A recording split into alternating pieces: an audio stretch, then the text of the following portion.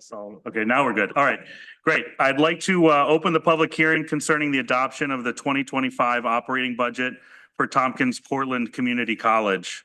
I'd like to call anyone who wishes to speak concerning the adoption of the 2025-2026 operating budget for TC3 to please come forward.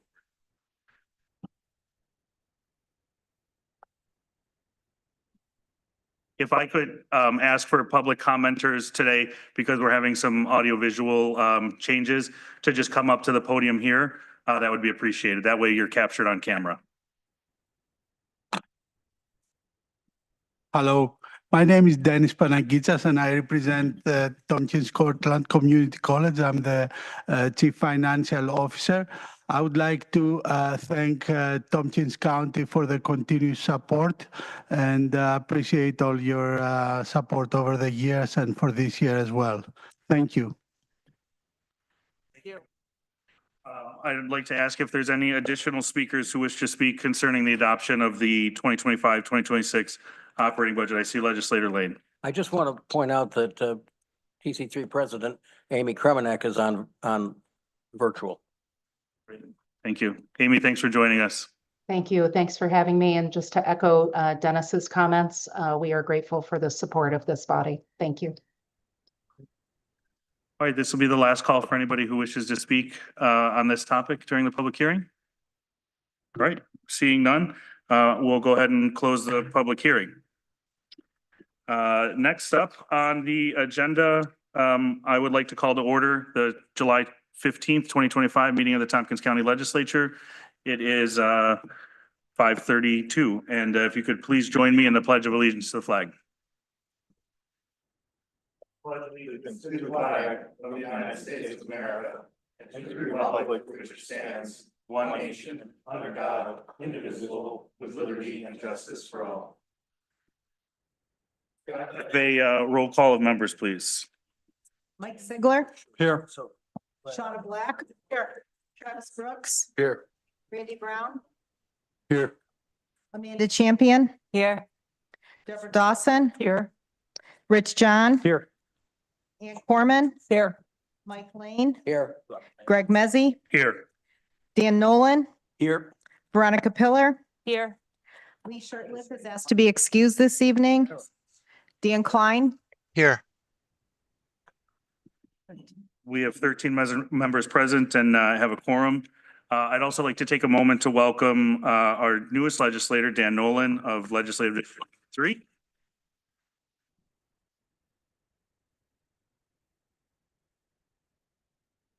Excited to have you on board, Dan, and looking forward to working together in the coming months.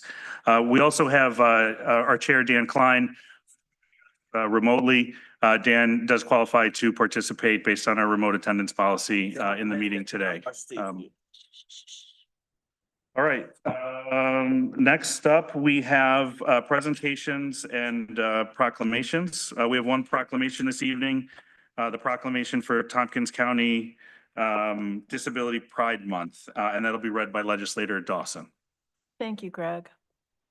Whereas disability is a natural part of the human experience, and whereas there is a great diversity in disability, as there are individuals with physical, intellectual, developmental, emotional, invisible, acquired, chronic, device-assisted, and other disabilities, and whereas disability intersects all demographic categories, with disabled people representing all ages, races, ethnicities, genders, sexual orientations, religions, and socioeconomic backgrounds.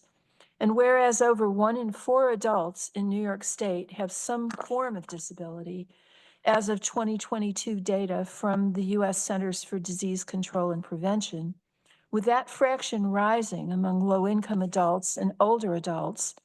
And whereas Tompkins County is committed to ensuring that all county-provided programs, services, and activities provide reasonable accessibility for individuals with disabilities, as required by Title II of the Americans with Disabilities Act.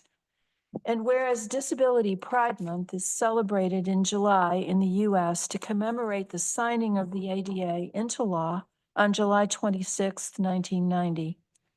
And whereas the theme for 2025 Disability Pride Month is "We belong here and we're here to stay," delivering a powerful message that people with disabilities are a vital part of every community.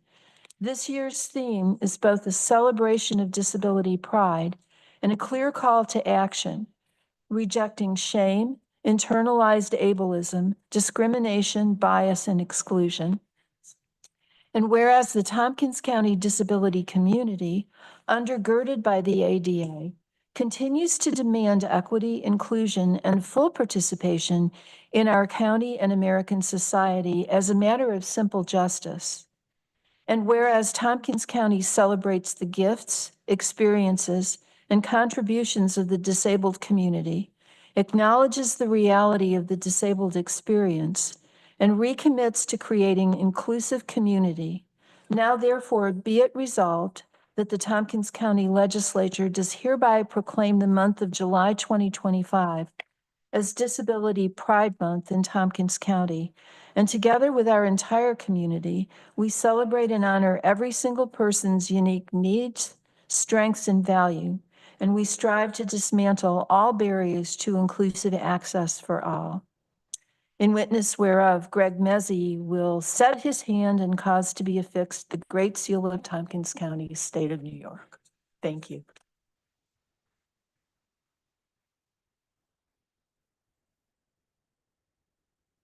Thank you, Deborah. I don't know if there's anyone in the audience this evening that's here to accept the proclamation.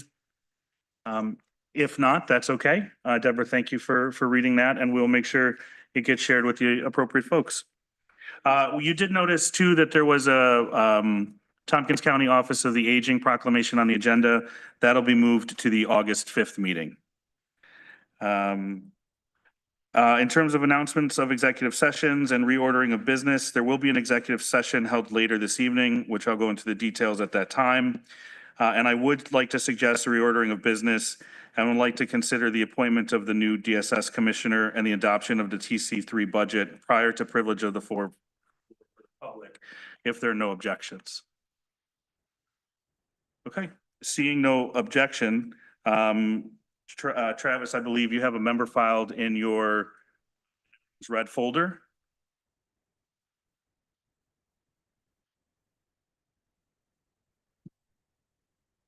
I have a resolution appointing the Commissioner of the Department of Social Services.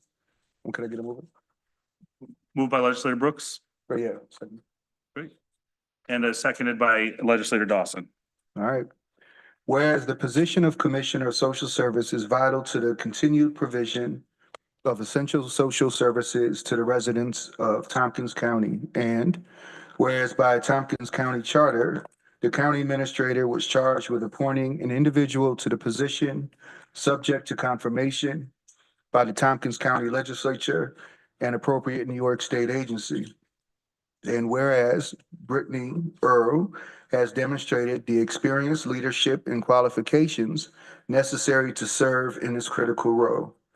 And whereas it is the intention of the county administrator to appoint Brittany Earl to the position of Commissioner of Social Services, now therefore be it resolved on recommendation of the county administrator, the Tompkins County Legislature hereby confirms the appointment of Brittany Earl as Commissioner of Department of Social Services effective July 21st, 2025. Resolve further that Brittany Earl shall formally assume all legal authorities, duties, and responsibilities of the office as of August 1st, 2005, and shall serve a 5-year term. Resolve further that this appointment shall be filed with the appropriate authorities in accordance with applicable laws and regulations. Thank you very much. Any discussion? Okay, seeing none, I'd ask the clerk to call the roll because we do have a remote attendance. Mike Sigler, Yes. Shauna Black, Yes. Travis Brooks, Yes. Randy Brown, Yes. Amanda Champion, Yes. Deborah Dawson, Yes. Rich John, Yes. Ann Corman, Yes.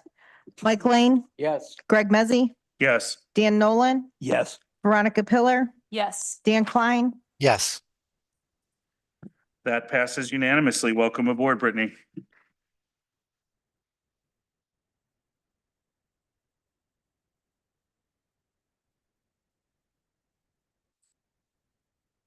Hello, this is a little nerve-wracking. Thank you, members of the legislature. I'm very honored to serve as the next Commissioner of Social Services for the department and for Tompkins County. I have worked with a lot of individuals and families throughout my career that have worked closely with DSS, so this is deeply meaningful to me. I'm stepping into this position at a time of significant change. The recent passage of major federal legislation is changing the way individuals and families access and keep essential benefits like Medicaid and SNAP. While we don't yet know the full impact, we do know that families across our community and in Tompkins County will face new challenges as a result. I see this moment not just as a test, but as an opportunity to strengthen our local Department of Social Services. I'm committed to leading with transparency, empathy, and action. That means listening to the people we serve, working hand in hand with our community partners, and building strong channels of communication with all of you here in this room. I look forward to working together in this new role, and thank you for all the work that you guys do and for welcoming me as a partner and the important work ahead. Thank you. Thank you, Brittany.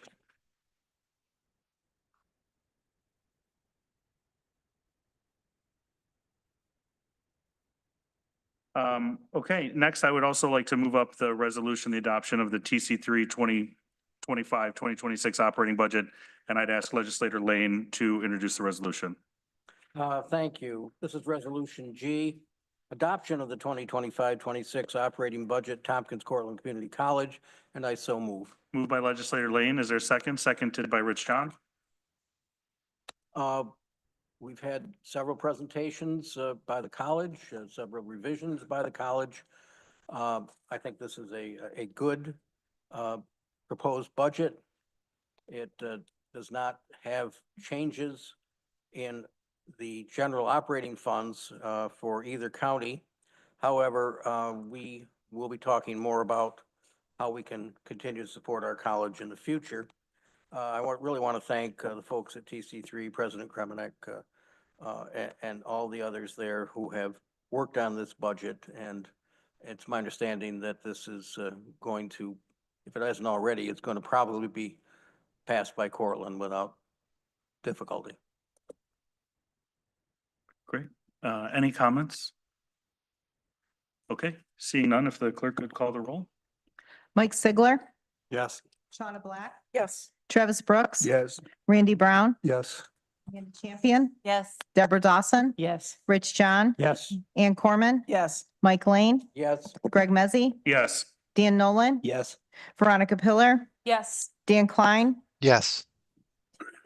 13 ayes, that passes unanimously. Congratulations. And again, Amy and team, thank you for all your work and effort on this. Thank you very much.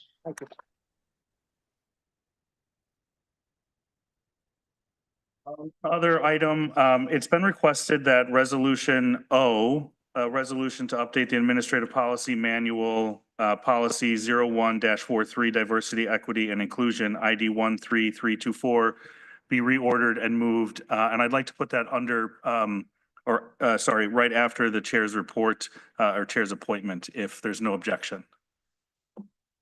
Okay, seeing no objection, we'll do that. We will now move into privilege of the floor for the public. I will take a moment here to find my rules so I can let everybody know. Katrina had this all so organized for me. Here they are. As everyone knows, and we appreciate the public being here, these are rules for speaking under privilege of the floor. I agree to a 3-minute time limit. I agree not to raise my voice. I agree not to use lewd, obscene, profane, slanderous, or libelous language, or speak or act in a manner that would tend to incite a breach of the peace. I agree not to speak about county personnel matters. Personnel matters include comments about the job performance of named county employees other than elected officials. After 3 minutes, I agree to leave the microphone and yield the floor. Transferring time to another person is not permitted. I agree to be courteous and not make comments, gestures, outbursts, or other disruptions while other members of the public or legislators are speaking. I agree that if I cause a disruption and am asked to leave, I will leave the chambers. All right, now that we've got the ground rules, we'll open up privilege of the floor. The first person we have is Rachel Graham. Pardon me, Greg. Yes. Do you want to just let folks know this, because this is not on camera like it usually is, if they want to be on camera? they can- Yes, it would be the preference to be up here for privilege of the floor if Okay. possible. Thank you. Hey. Hello, I'm Rachel Graham. I've been a Tompkins County employee for 19 years. Tompkins County first passed the diversity and inclusion policy in 2006, 19 years ago. The policy at that time was aspirational with the hope of grounding the work of the county and moving it to a more diverse and inclusive organization. Since then, Tompkins County has made significant advancements, which I have laid out in a long paragraph I don't have time to read tonight. In January 2005, Donald Trump signed a slew of executive orders, including an executive order ending racial and wasteful government DEI programs and preferencing. This led to several private and public institutions rolling back their DEI programs and initiatives. Thankfully, Tompkins County has decidedly remained committed to our adopted organizational values, objectives, and initiatives, and has not been interested in rolling back all the progress we've made in the last 20 years. In updating our diversity, equity, and inclusion policy, we worked hard to ensure that the policy is based on well-established principles of equity, fairness that align with the county's values and goals. They are not politically driven, but are instead rooted in the belief that a diverse and inclusive environment is beneficial for everyone. The policy development is based on data, best practices, and the county's commitment to serving all community members equitably. When this policy was discussed at the June 5th Government Operations Committee meeting, there was an amendment to add language to the preamble after a legislator expressed concerns that it could open us up to discrimination litigation in the current political climate. I'd like to encourage you to adopt the policy without this amended language within the preamble for 4 reasons. 1, the language is legally redundant and already covered. We don't add legal disclaimers in the preamble of other county policies when the policy content already adheres to the law. Doing so here suggests DEI efforts are inherently suspect, which is both inaccurate and counterproductive. 2, it undermines the integrity and purpose of the policy. Including this language in the preamble introduces the very bias and distrust that this policy is designed to dismantle. It feeds into misinformation that diversity, equity, and inclusion policies are legally risky or preferential when they are in fact about compliance, fairness, and organizational excellence. 3, it invites misinterpretation and may have unintended chilling effects. Including this statement could actually impede lawful good faith efforts to close equity gaps by making departments overly cautious or fearful that intentional inclusion strategies can be mischaracterized as favoritism.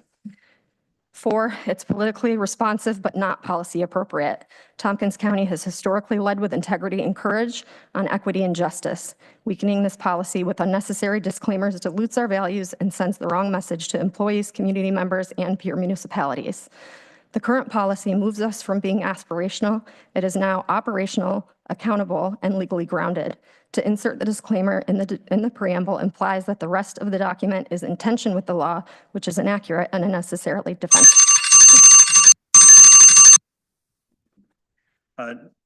Next, we have Joan Jurgowitz.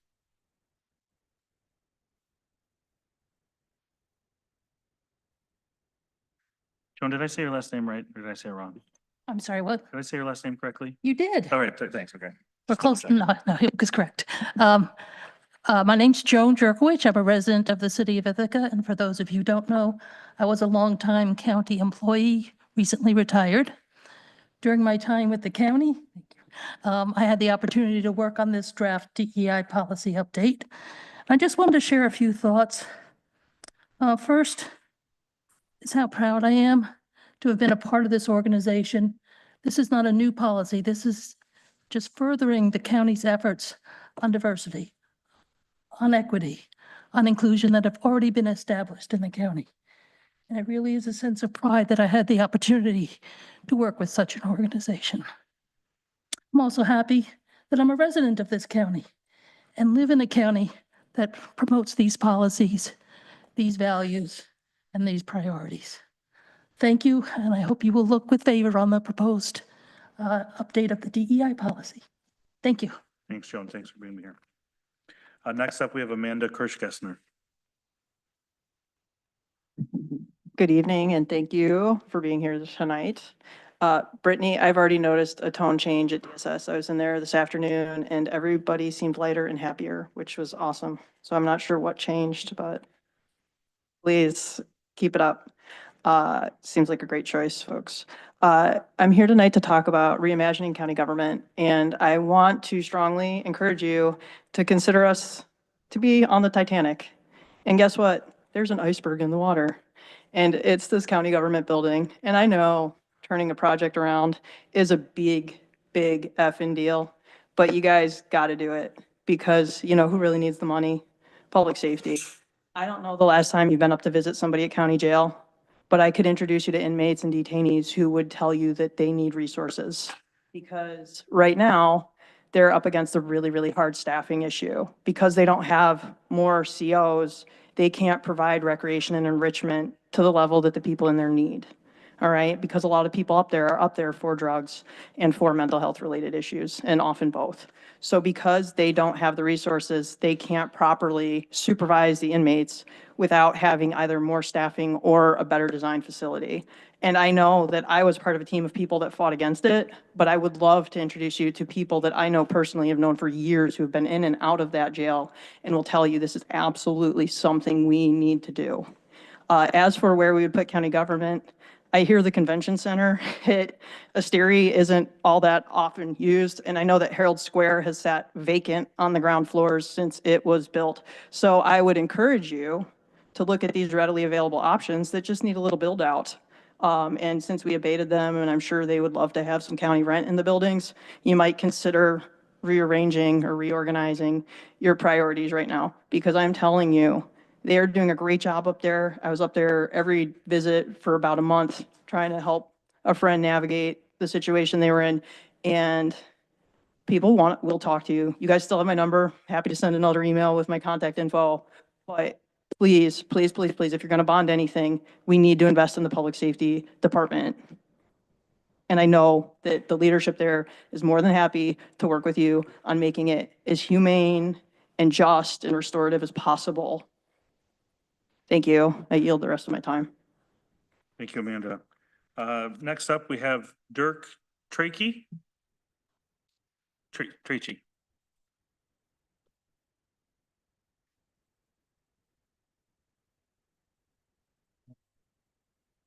Hello. Let's talk flock cameras. We appreciate county leadership's stated commitments to making sure flock camera and data policy aligns with community values. But as Lance Salisbury said at the June 24th Public Safety Committee meeting, the concern these days is that information flowing to ICE. My personal view, it's probably going to end up there, end quote. Rich John said that he wants assurance that our data isn't used inappropriately or unconstitutionally. Sheriff Osborne said, I have no intent to share with ICE. I don't know if they have methods of getting a hold of it. We've looked into this. Flock camera data is being shared with ICE in ways that communities are often unaware of and don't have control over. Here's how it's happening. As reported by 404 Media, ICE is using flock to pursue migrants. ICE doesn't have access to flock, so they rely on outside people who do have access, typically police departments and individual officers. FOIA requests show ICE accessing data through police in Danville, Indiana. In Westchester, New York, data from RECOR, another ALPR system, was shared with immigration agents for 2 years despite local laws against doing so. In 2023, 71 police departments in California shared flock data with ICE and other agencies in spite of state laws. The Orlando Sentinel reports Florida State Police querying the flock system for ICE over 250 times from March 13th to May 5th of this year. In Oregon, local and federal officers, including ICE, were found sharing access to one another's surveillance capabilities, including flock, in an email thread. Quoting 404 Media, the emails show the extremely casual and informal nature of what partnerships between police departments and federal law enforcement can look like, which may help explain the mechanics of how local police around the country are performing flock automated license plate reader lookups for ICE and HSI, even though neither group has a contract to use the technology. An ATF agent used the Loveland, Colorado flock system to run queries for ICE after being granted system access for an unrelated crime. Once again, in a community where doing so is unlawful. Since Ithaca's flock data is shared with other New York law enforcement agencies, what prevents a department affiliated with ICE through the 287G program, like Broome County sheriffs, from accessing Ithaca's data on their behalf? Even absent 287G affiliation, the Houston Chronicle reports how few safeguards there are for accessing flock data. Officers type things like farmer pickles or donut as reasons for querying the system, even just mashing the keyboard at random. Cal Matters has reported similarly vague and unspecific query justifications by California law enforcement. Ithaca's data shows no standardization to query justifications. One is simply a license plate number. Another just says suspicious. And migrants aren't the only targets. The Chicago Sun-Times and Electronic Frontier Foundation report Texas police using out-of-state flock cameras to pursue a Texas resident they suspected of having an abortion. Having recently reaffirmed a commitment to safeguarding vulnerable communities, it's more important than ever that value is codified in day-to-day policies, practices, and procedures. Local leaders are correct when they say that residents are concerned about their privacy and their data as these cameras appear amidst a volatile political moment. We are concerned. In light of this pattern of clear violations, we ask that you uphold the values publicly expressed. Deployment of this technology, as many other communities like Austin, Texas, are doing in this moment. Thank you. Thank you. Next up, we have Zach Wynn.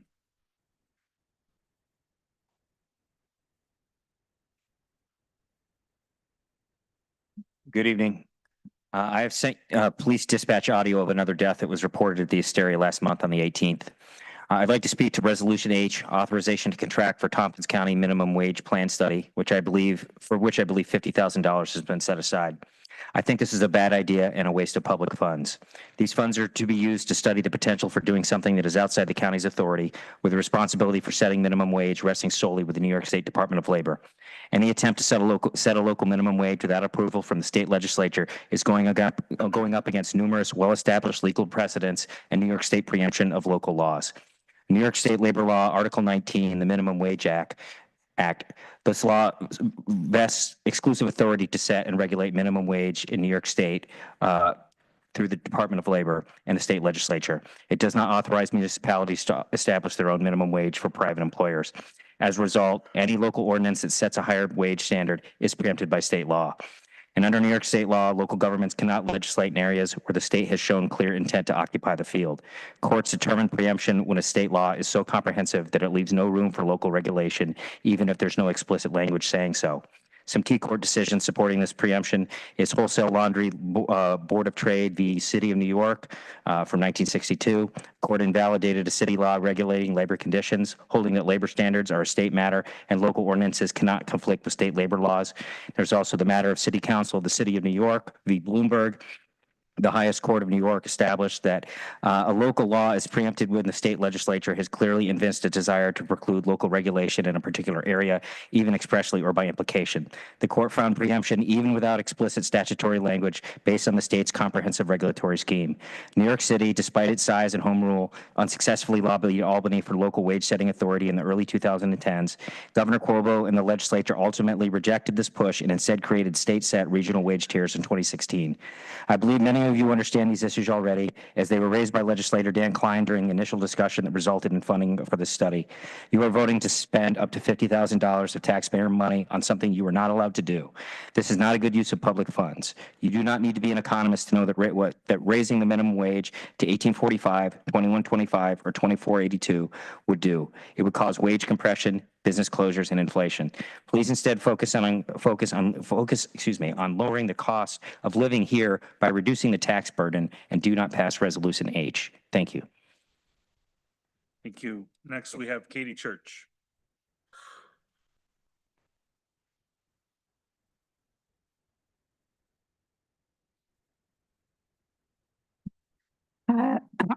Hi, my name is Katie Church. I'm a lifelong Ithaca resident, Tompkins County. Thank you all for being here. I'm following up on what Dirk was talking about the flock cameras. And so we know that flock is being accessed and used in ways that well-intentioned communities are not aware of and not in in an email to the legislature, we have provided a document with many links illustrating how this is happening nationwide. Right now, even at this actual moment, any person in this room's data could be being shared with ICE, over 21 New York State County, law enforcement, and the FBI. This is not an exaggeration, but actually how the information is being used and shared. In a recent Forbes article, we learned that beginning this fall, flock customers will be able to request video footage as well. It was reassuring to hear the sheriff in the last public safety meeting say that if there were breaches that he knew of, that he would certainly stop using flock. As a sanctuary county and city, we have a decision to make. Either we uphold that commitment and end the contract with flock, or we rescind that commitment and continue with our flock contract.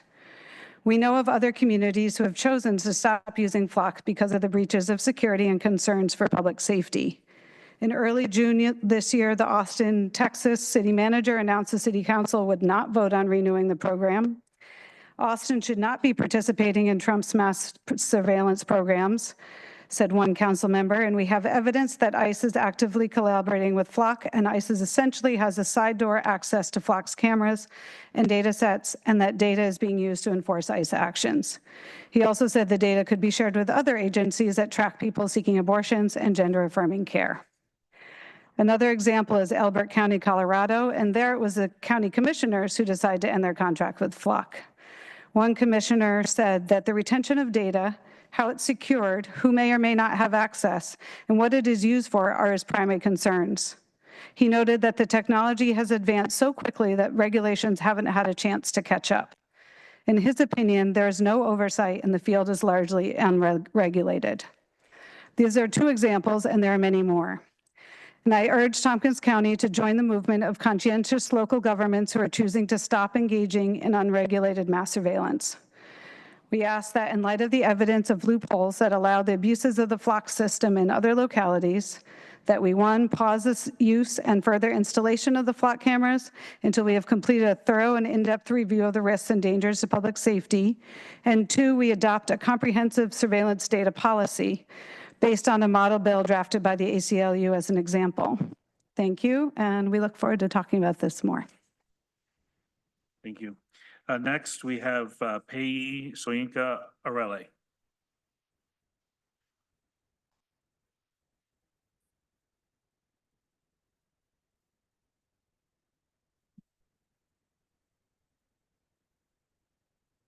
Good evening. My name is Pei. I'm Chair of the Human Rights Commission. Speaking to the resolution to update the Administrative Policy Manual, Diversity, Equity, and Inclusion, I want to thank the Government Operations Committee, Sido Team Jedi. I see that they've added structure, meaning direction, trying to identify responsible parties, clarifying definitions to better achieve the county's already stated values and commitments. I don't think this resolution should be supported or opposed out of partisanship, fear, or anxiety about blowback. But I see it as a timely call that we must brainstorm and collaborate on our critical values and our quest for a just and a good future in a very difficult period where residents of our county feel threatened, diminished, invalidated on the basis of their identities and statuses, regardless of their qualifications and contributions to the community. The document starts by reinstituting the language of equity, the quality of fairness, which is our moral foundation for excellence and collective well-being. I've done several readings of the document with other members of the commission, highly commend and support it. I do have several edits that I think could be meaningfully added and corrected, maybe before its final adoption, that I think would really help to expose the quality and the concept of merit and excellence by indicating how equity-minded workforce does not diminish but can amplify merit and excellence outside of a very narrow silos and assumptions, ways to break down the DEI jargon so that people can really understand the substance and persons behind phrases that have been weaponized by politicians. There are some basic areas of modifications that could be made, clarifications of definitions. For example, on page 42, it says under discrimination, sex with or without sexual conduct is a little confusing. I think maybe we're talking about sexual orientation there. Ditto for definitions of harassment, discrimination, the use of the word like customer in defining organizational culture instead of clients, which would be more appropriate to the county. So some basic inconsistencies that I think we could clean up and make it a really strong document that's meaningful. I think there's a need for clarification on whether volunteers are employees, they come in and go out in several pages there. I propose these edits, not because I think it weakens the goal of the document, but I think it's important to reinforce what this means to us as community members, people who are eagerly looking for structure and for meaning and for guidance. And I urge the legislature that you should plow ahead steadily, holding up with courage, with compassion, and solid commitment to the ethics that matter in building an equitable and inclusive workforce in the county. Thank you. Thank you. Are there any other members that would like to speak during privilege of the floor? Okay, seeing none, we'll move on to privilege of the floor for municipal officials. I see we have Pierre St. Perez here from the city of Ithaca, and we also have Deputy City Manager. If Dominic would like to join, feel free. Pierre? Hello there. Good to see everyone. I have very exciting news to share with all of you. Common Council is on recess for the entire month of July. We have not. Safe. Yeah, we have not met thus far this month, nor are there any plans for us to meet so far this month. Common Council's next scheduled meeting is in August. We can take questions. I take questions. I do want to note, as of our last council meeting, however, that the city is very much looking forward to collaborating with the county to address unhoused issues in our community. Great, thanks for being here as always, Pierre. I open the floor to questions for Pierre if there are any. Mike Sigler. Mine's really kind of less than a question than a statement. I got I own a house in Ithaca. It's in the floodplain. I got a letter from Rocket Mortgage that said I had to buy flood insurance. That was $1,600. That was probably the cheapest of anybody, but still $1,600. So if you multiply that out by 850 people, that's $1.36 million that's being sucked out of the city of Ithaca for absolutely or nothing, really. I mean, obviously, if something happens, yes, then it's something. But the city has a plan on how to mitigate that and maybe bring those 850 homes out of the floodplain. And I just hope that the city is laser focused on that, to be honest, because that's 1.36 million every year forever. And those rates are going to go up. And still, I'm sorry, the people living in the city of Ithaca are looking at the dredging and going, why has that not happened? And that may not be the city's fault. The city has done what it needed to do, I think. It prepared the site to take the spoils. But end of day, they're wondering why that hasn't been done. And they're wondering why, when there's a plan that granted is $12 million, that hasn't been done. So that's where we are. Thanks. I will note that topic did come up at yesterday's peak meeting. And I don't want to speak for the chair of that committee, but it was something that there was planned follow-up and further discussion in a up and coming peak agenda. So we'll make sure that we notify all the members of the legislature and community when that conversation takes place. And I will remind everyone, the city's still in the process of trying to address the fact that the flood maps that we currently have are over-inclusive versus what any reasonable or likely flooding would look like. We just hope FEMA will last long enough to hear our pleas. Can I make one other statement, Greg? Please. So I should mention too that the house I own has 2 units in it. Both are Section 8 units, and that the rate increase has been capped at $50. So I can't raise the rent over $50. So that's 100 times 12. So that's 1,200. That doesn't even cover the flood insurance. So when taxes are then raised by 12%, for those people that say we should freeze rent, yeah, where is that money going to come from? So if you're looking for a city that will enter into a state of disrepair, that is how you do it. So thank you. Legislator Brooks. I just want to say Mike's math is wrong. I got my letter and the cheapest insurance I was able to get was $3,000. And the coverage is only $250,000. It's the maximum coverage. So it doesn't even cover the cost of my home. So it seems like a big scam. The idea that our taxes keep going up and a whole bunch of us are stuck in this situation We all changed the Airbnb policy. It costs more to do Airbnbs, and there's people that are on fixed incomes that can no longer Airbnb. And you've really done some policies and haven't really addressed this issue. This started before you got on, Pierre, so I'm not talking to you specifically. It's put a lot of people in District 1 and 2 in a really bad situation. And I've seen several houses go up for sale in the Washington Park area that's in the flood zone.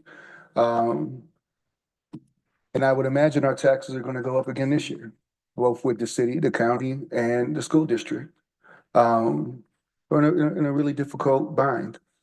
I do have some good news. At the Greater Ithaca Activity Center, we have several AAU basketball programs. And one of those programs went to Florida for Worlds, which is the national AAU championship tournament. And our 9th grade boys program came back national champions. It's really exciting. It's the first time since Ricky Milton did it back in the early 2000s.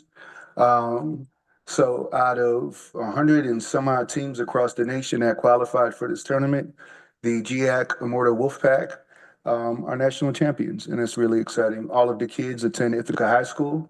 It's not a team that picks from the best in various schools. They're all from one school. So it's really, really exciting. That's great. Thanks for that update. Congratulations to that team, and maybe we could get them here into the legislature for a formal congratulations.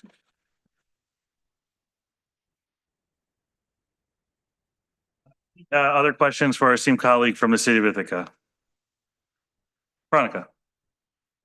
This is not a question, it's just another anecdote, but very briefly, the one house that I've visited after a recent sale in Washington Park, it used to be an Airbnb exclusively in multiple units, and now it's lived in as a permanent resident by 3 people, one of whom used to be homeless. So you all must be doing something right, at least. Thank you. Last chance, Pierre. I mean, just if you'll allow me a personal note, it's great to be represented on the legislature again. It's been a minute. That was a shout out to that was a shout out to Dan Nolan. No sweat. Thanks so much. Great. Pierre, we appreciate as always you being here. Thank you so much. All right, next up we have legislator privilege of the floor. I will remind everyone we do have a full and robust agenda.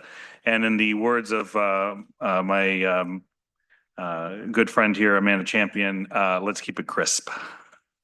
So we'll start with you, Amanda. Yeah. Crisp as week-old red delicious apples. That's right. I'm going to be crisper than usual. Okay, so just a reminder that HABs are back on the lake. Harmful algal blooms. There was no less than 50 last week. These are toxic algae. Numerous reports all up and down the lake. It was essentially a lake-wide bloom, and most, if not all, of the swimming locations were closed. I understand that much of this has dispersed, but I think I also read that there were some new ones. So just a reminder that HABs are toxic. Don't swim in the water. Don't let your kids swim. Don't let your pets swim. Don't drink the water. And if you see anything, report it. On a different note, Tompkins County is lucky to be the home of the North American seat of the personal monastery of His Holiness, the 14th Dalai Lama. And I was humbled last week to attend the 90th birthday party for His Holiness at the Namgyal Monastery, which was on July 6th. I was honored to be the chief guest. It was very cool. And I was given ceremonial sweet rice and tea, and I got to sit up front so I could see the dancing. I've cut a lot of birthday cakes in my life for my kids and my family, and I was invited to cut the Dalai Lama's birthday cake, and let me tell you, it was very special. And it was one of those giant chocolate Wegmans cakes that was really, really good. And I also appreciated that they had the cake before the lunch. I mean, these people have it right. Well, for sure. So anyway, so I'm very grateful that I got to participate in this. It was such an honor. After I gave a very short speech, the director of the Tibetan Association of Ithaca gave me a copy of the Dalai Lama's new book, which I guess you can't see on the camera, but it's called Voice for the Voiceless: Over 7 Decades of Struggle with China for My Land and My People. You may know that in 1950, China invaded Tibet. After 9 years of trying to negotiate, the Dalai Lama fled to India in 1959 to preserve his life. He has since been the Tibetan leader in exile, unable to return to his homeland. I'm slowly making my way through the book and the history of Tibet, and I just want to read one paragraph from the introduction, which I think is relevant to us here in the US today. One thing is for sure, no totalitarian regime, whether headed by an individual or a party, can last forever, because they abuse the very people they claim to speak for, and also for freedom, also because freedom is a powerful force within human nature.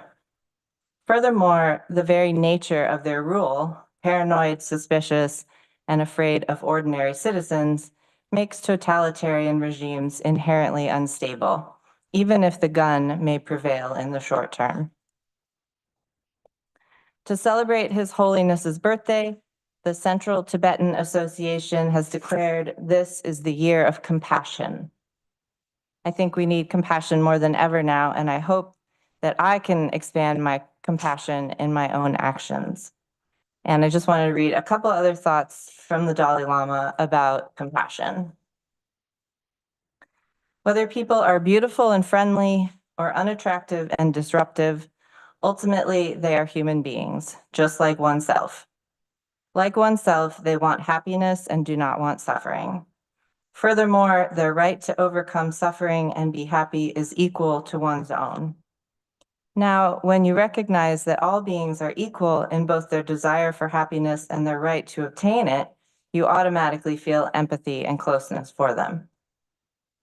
I believe that at every level of society, familial, tribal, national, and international, the key to a happier and more successful world is the growth of compassion.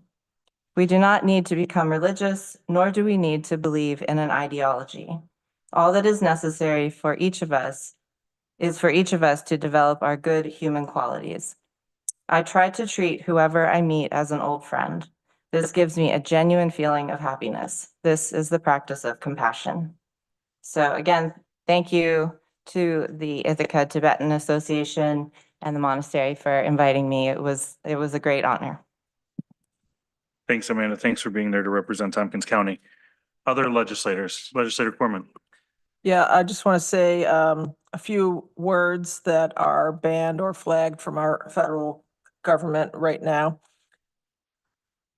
Accessible, advocacy, affordable housing, air pollution, at risk, autism, belong, Black, Latinx, changing climate, community, COVID-19, dietary guidelines, disabled, disadvantaged, elderly, electric vehicle, equity, female, gay, gender, violence, geothermal, green, groundwater pollution, Hispanic, historically, immigrants, indigenous, measles, men, microplastics, minority, multicultural, Native American, obesity, opioids, Peanut allergies. Promote. Pronoun. Race. Rural water. Safe drinking water. Sense of belonging. Sex. Solar power. Subsidized housing. I don't know if I said affordable housing was also one of those, if I didn't say it. Trauma. Tribal. Victim. Water collection. Water storage. And woman. There's a whole lot more. I have a list of, there's at least 350. You can look them up. So thank you for letting me say those words. Thank you. Anyone else for legislative privilege of the floor? Legislator Lane. Saturday, an annual event happened on New York State Route 38 from Owego to Fairhaven, passing through, among other towns, Dryden and Groton. And what happens is the Vietnam veterans have a motorcycle ride going from Owego to Fairhaven. Sometimes if you drive that road, you will notice that that is designated as a memorial highway for the veterans. And it's kind of exciting when they come through around noon and through Dryden. People are out on the street waving and smiling and encouraging them. The firemen put up the large flag from the aerial truck so that they could ride under it. The veterans color guard from the American Legion in Dryden were out to salute them as they went by. And I'm guessing there were probably at least 200 motorcycles in this group. Maybe that's my guess. I may be off mark. It may have been more. But reminds us of what we have to think about going back to the service of our members of the armed forces, men and women, going back in my lifetime, all the way back to Korea and I know before that. Makes us think, doesn't it, about what America's about. Makes us think about how we were formed. And I certainly was thinking about that over July 4th. And the Constitution that we adopted. A group of states, individual states, came together to have a nation. Not in my lifetime has the Constitution ever been under such attack as it is now. And we have to recognize it, and we have to say it's not okay.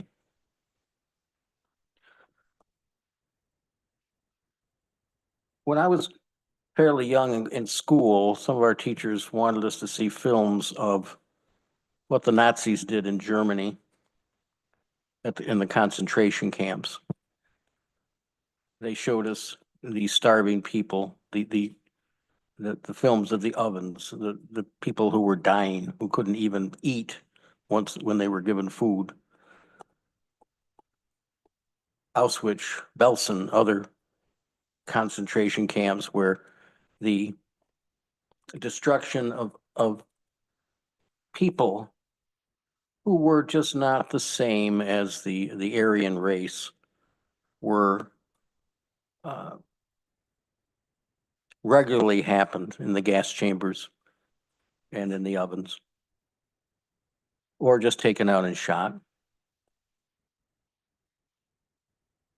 We had something similar, but not nearly as evil, in the concentration camps for the Japanese Americans during the war. But you know, we've owned up to that. We've apologized for it. We've paid reparations to families about it. And so when we learn that immigrants who maybe are working on farms. Maybe they're working in factories, meatpacking industry, lumber yards. When we learn that they're being rounded up by men in and women in masks with no identifying badges or even the name of the agency they represent, we think about that. And now we learn about the concentration camps that are going to be, that have been built in Florida, in the Everglades, and are going to be built in Texas to concentrate these people and not even have, we aren't going to let them have bond hearings or anything. We just want to ship them out. And if their own country doesn't take them, well, we'll send them to Africa or some other country where we can pay them to take them for us.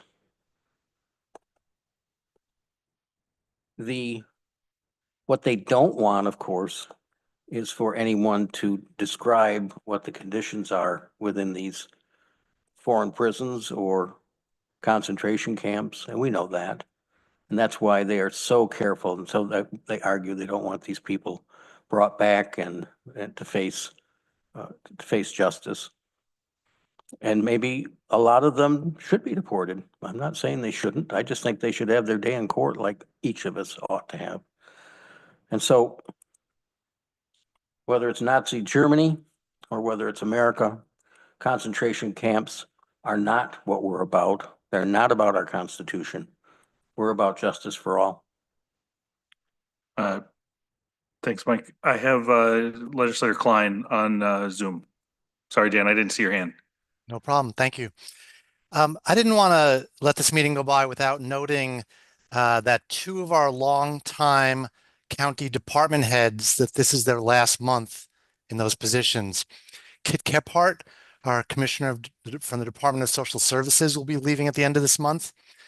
I've always found Kit to be an extremely kind and patient person. Those are the words that always pop in my head when I'm in her presence.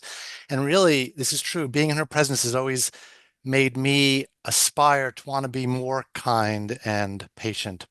So I wanted to thank her for her long tenure and service to the county. Also leaving this month is Jeff Smith, the superintendent of County Highway Department.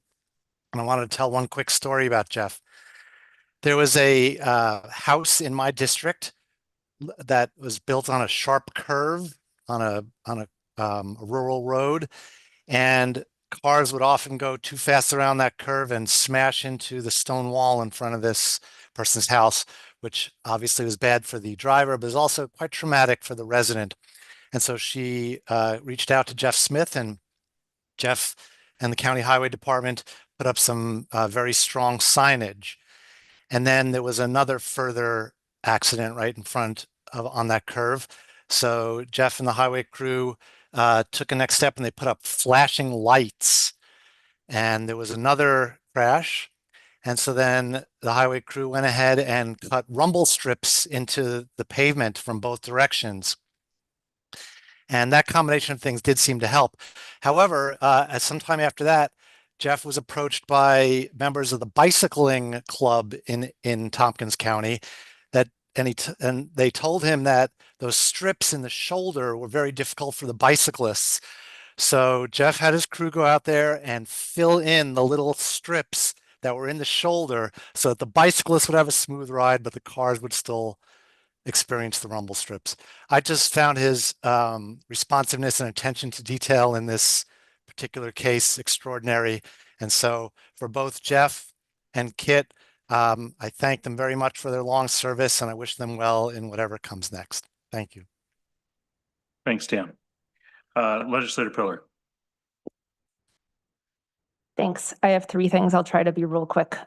One, thank you, Deborah, for reading the Disability Pride Month proclamation. And also thank you, Rachel Graham, for writing a good chunk of it. I think it's very important both to recognize disability and affirm how any disabled person or person with a disability chooses to identify themselves, and also, I want to encourage us to think about disability less as an identity or a marginalized category that people can belong to or not, and more as an issue that invites principles of universal design and universal access into building what we're doing.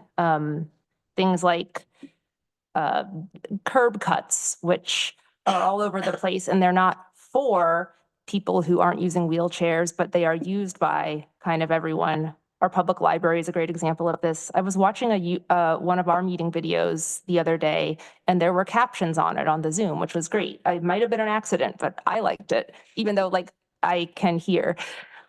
Still nice. Second, thanks to the people who came and talked about the Flock automated license plate readers. I swear I did not coordinate with them, but separately at the conference, a conference I was just at, there were some workshops about the dangers of them, essentially how a completely like well-meaning and good faith local law enforcement office or leaders can put up these cameras for actual safety issues and contract with a company that they've trusted. And then because the data is shared with others, is shared to this corporation that maybe knows how to put weaselly language in contracts and things, it is just out of our hands what we do with it. So I will want to follow up on that, but not right this moment. And third, Mike Lane reminded me that I had this. There's a handful of residents I've seen sending around a sign-on letter to various representatives. I think the letter was written by a few people, some of whom are my constituents, although again, I wasn't involved, but I want to read a little bit of it.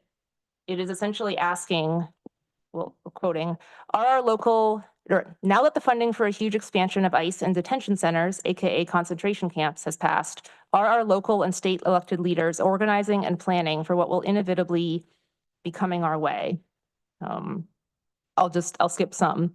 Our hope is that you have already begun to bring legal advisors in who will help develop strategic guidance for every part of local and state government and local and state law enforcement on how to protect your constituents, as well as how to resist these unlawful attacks by untrained and unqualified agents dispatched by a would-be dictator. We want your assurance that you will inform us when, not if, ICE makes a move in our localities, and that you will provide us with guidance for what to do and actively protect our safety. As the president and his regime continue to pressure and threaten those who oppose his will, it will become harder for elected officials to hold firm and protect their constituents and the Constitution. We are counting on you, they are counting on us, to rise to this moment and resist the authoritarian federal overreach. The number of people who are already resisting is large and growing, and we will, in return, have your back. That's all. Last call for legislator privilege of the floor. Okay, seeing none, we'll move on to chair's report and chair's appointments. Due to Dan being remote, there's no chair's report, and there are also no chair's appointments.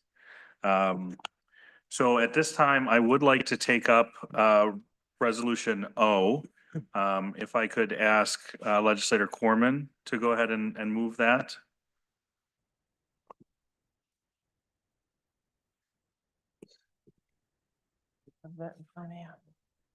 Oh, sorry, it came out of Geo. I apologize. So, sorry, go ahead, Amanda. I'm pulling it out. I was just going to go with it, but that's fine. Yeah, so I will move it and then can I say a few things? Yes, of course. Okay, so this is a resolution to update the Administrative Policy Manual, Policy 01-43, Diversity, Equity, and Inclusion. Moved by Legislator Champion. Is there a second? Seconded by Mike Lane. Okay, so this did go through Geo in June, and we talked about it at length, and hopefully, I know many folks were there. I'm hoping maybe some of you had the chance to watch that. We did ask if anybody had questions to send it over email. I only got one response from Rich, who had some ideas. But I just want to read a couple of parts of it just in case people aren't sure what it's really about. And I will add that this is an old policy. It has not been updated since 2013. It was supposed to be updated in 2023, but it did not happen at that time. So it has gone through the WDIC committee as well as Team Jedi has looked at it. And so now we're finally getting it back here to us. And just a reminder, this is a policy about county operations. This is not anything having to do with the community or what the community is doing. This is our internal operations. So I'm just going to read the legislative policy statement. The Tompkins County Legislature believes that a diverse, inclusive, and equity-minded workforce provides internal and external advantages. Internally, cultivating an inclusive organizational culture enhances employee potential, fosters a sense of belonging, and encourages a variety of perspectives that ultimately drives creativity and innovation. The Tompkins County Legislature is committed to the empowerment of employees and residents to dismantle systemic barriers that inhibit inclusive governance and the provision of government services to all. And that is based on our diversity statement. Inherent to this commitment is creating and sustaining an equity-minded, fully diverse, inclusive, and flexible workplace. And then just a couple of other parts that, again, it's a policy. It includes some procedure on how to go about these things, but essentially, this is stuff that we're already doing. Such as incorporating the county values and establishing a system of accountability to ensure that all employees uphold these values in the workplace. Another one is administering through the county administrator's office a climate survey every 3 to 5 years, providing a mandatory ongoing learning and development program through formal and informal education that addresses issues of diversity, equity, inclusion, and non-discrimination, requiring each department within Tompkins County through the guidance of the Institutionalizing Equity Report to identify and incorporate 1 to 2 equity indicators annually in their work plans. So these are all things we're already doing. A lot of this is just updating definitions, cleaning up language, and being really clear that these are our values. And I do want to make an amendment, so can I do that? Okay. Please. I would amend, make a motion to, on packet page 42, to cut the disclaimer, for lack of better word, that the Government Operations Committee included. Just to be clear, that's Yeah. nothing contained in this policy shall be deemed directly or indirectly to encourage or implement terms and conditions that favor individuals based on protected characteristics unless specifically allowed by law, example, reasonable accommodations of individuals with disabilities, period.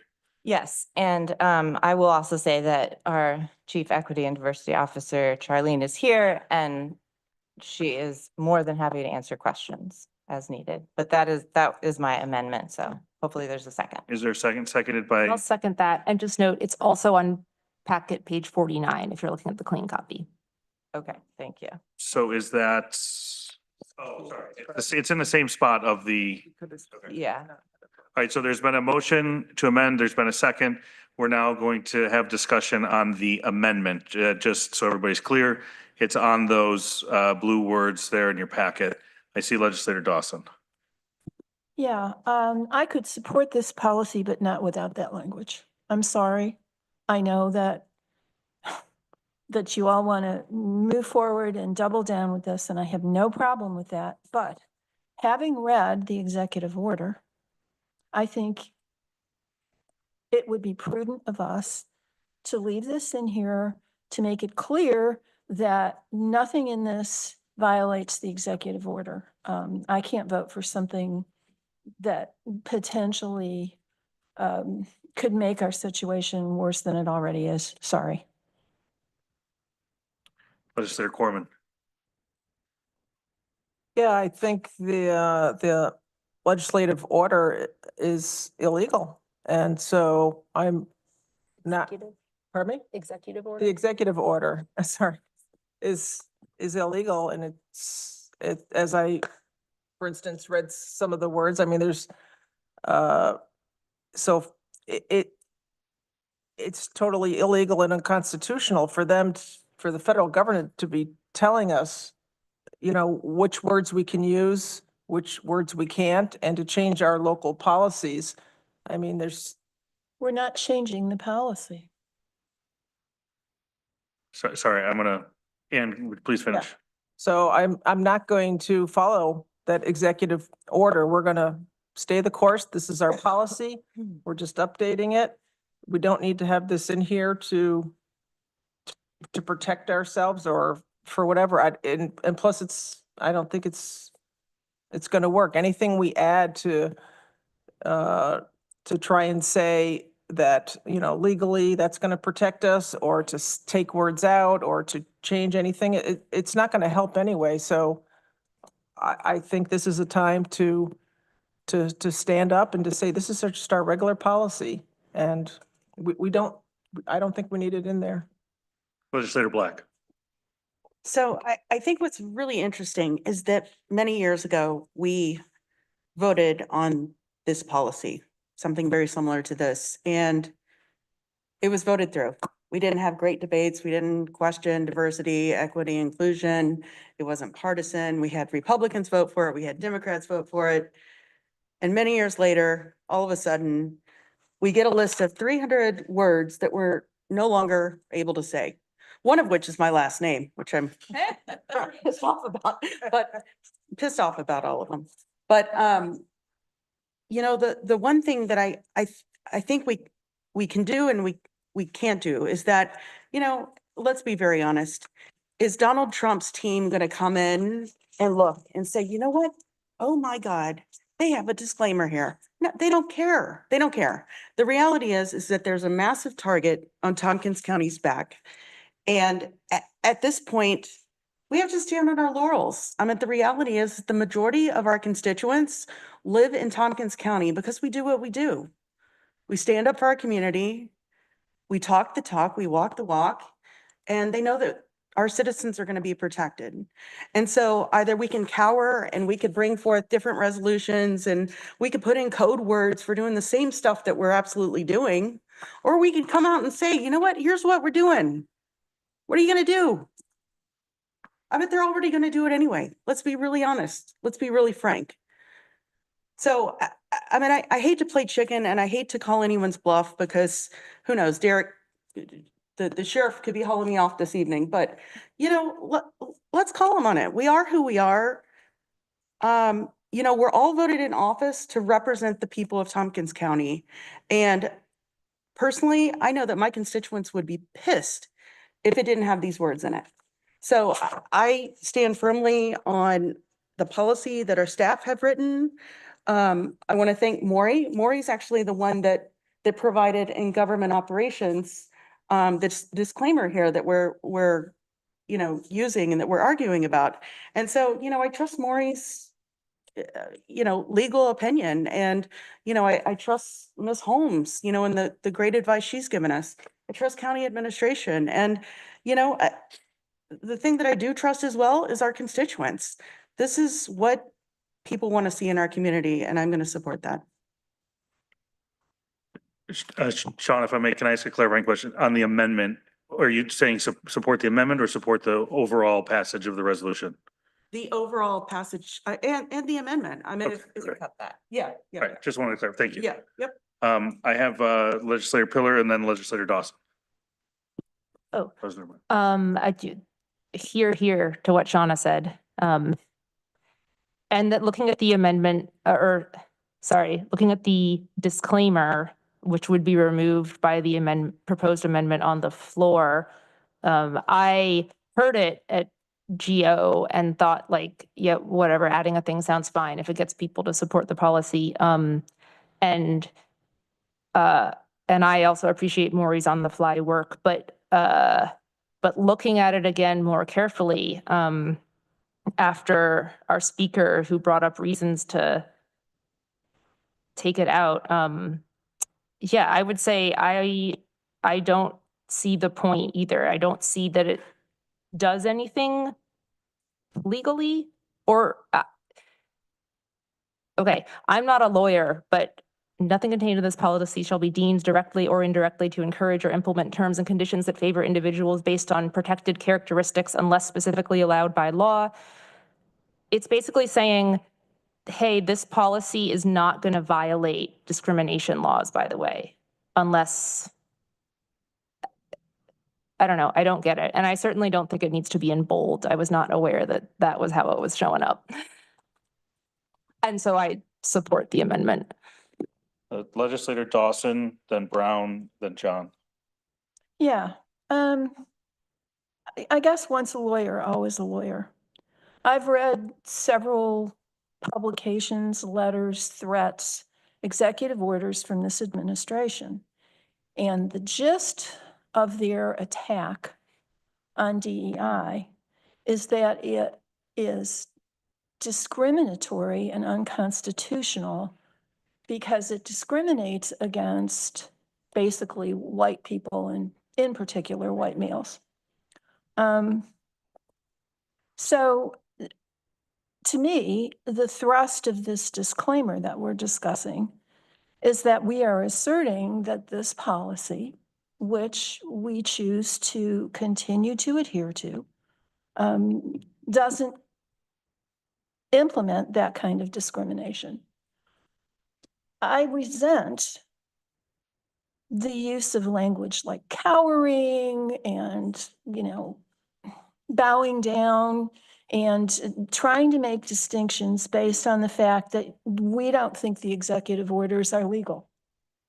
They may not be, but I have not seen much evidence that this administration is at all reluctant to pursue illegal policies and to enforce those policies. And if I'm going to represent my constituents, I certainly don't want to wave a red flag to this administration that's going to somehow target us for budget cuts above and beyond what the one big beautiful bill is already threatening to do to us. So I think, frankly, that responsible representation for my constituents is to leave this in here, to make it clear that we are adhering to the policies that we have pursued for years about DEI, and that our policy does not discriminate in any way against any individual, regardless of their sex, their color, their whatever. And so I could support this policy with this disclaimer, but I don't think it's a service to my constituents to support it without the disclaimer. Thank you. Legislator Brown. Yeah, I've got a question. First of all, I know donor operations has done a lot for rewriting a lot of the policies, and some need to be done. So thank you for doing all that work and getting it done before you left. So, but I have a question. So is all the red in red, is that all the new changes? I was gonna ask if Charlene could come up and maybe she could answer questions like that. Okay. Yes, please take a seat, Charlene. At the table. Sorry that came out wrong. First day jitters. You look great. I do this to you all the time, Charlie, don't I? I know. Good evening, everyone. Hi. Yes, the new added language is in red. So we went through an extensive equity lens retreat. We ensured that this particular policy was encompassing of all of our staff, different backgrounds, different lived experiences, but most importantly, we were focusing on other policies that intersect with this policy. And we came up with 11 of them. So if you look in the reference policy portion, this policy intersects with 11 other policies that are related to our DEI work here at the county. So it was very comprehensive and it took us a couple of months to update. But the long answer to your short question is yes, everything in red has been updated. Yeah, it appears to me that's everything we've already been doing. So I don't see any real changes for that. I'm not sure if I understood everything that Pei said. Was she in support of this? Or did she have some questions on some edits or I'm not? I mean, Amanda, please. I haven't spoken to her, but my interpretation of what she said was that there were some other like word changes or that she maybe felt could be done. And there's no reason why we can't look at that as well. Other than it would just have to come back through this again, but Okay, I just wanted to, public comment and it yeah. seemed to make sense. But I would support this with the amendment. Legislator John, just to remind everybody, we are talking about the amendment to the resolution. Yeah, and I will have comments on the main motion, but that addition from our county attorney, I think is really intended to address the issue to a judge or jury, not to Washington. That if this ended up in court, it would be a clear statement that I think would help us in those circumstances. I think it helps us to have it in there and it doesn't hurt us to have it in there. Thanks. Good. Charlene, if you, May I just make a statement with honesty and just love and care and tenderness, like you guys know me. If we do put this language in this policy, there were 11 other executive orders that also fall under some of our work within our organization. I would advise that we would go through every policy that we have to ensure that we have a disclaimer within the policy that falls within those executive orders as well. And that would also align with our equity work here at the county. So I recognize that this is a hot topic, yes, but do we have disclaimers in all of our policies? And if no, shouldn't we be following that, our organizational values in regard to that? That would be something that I would like for you all to just chew on a little bit. Sometimes the landscape causes us to make decisions based on based on the narrative, but New York State has not changed. They have not moved their needle regarding DEI, and we are in New York State. So we want to make sure that we're balancing that fine act between responding to the federal government and also being true to our state, New York, excuse me. thank you for that.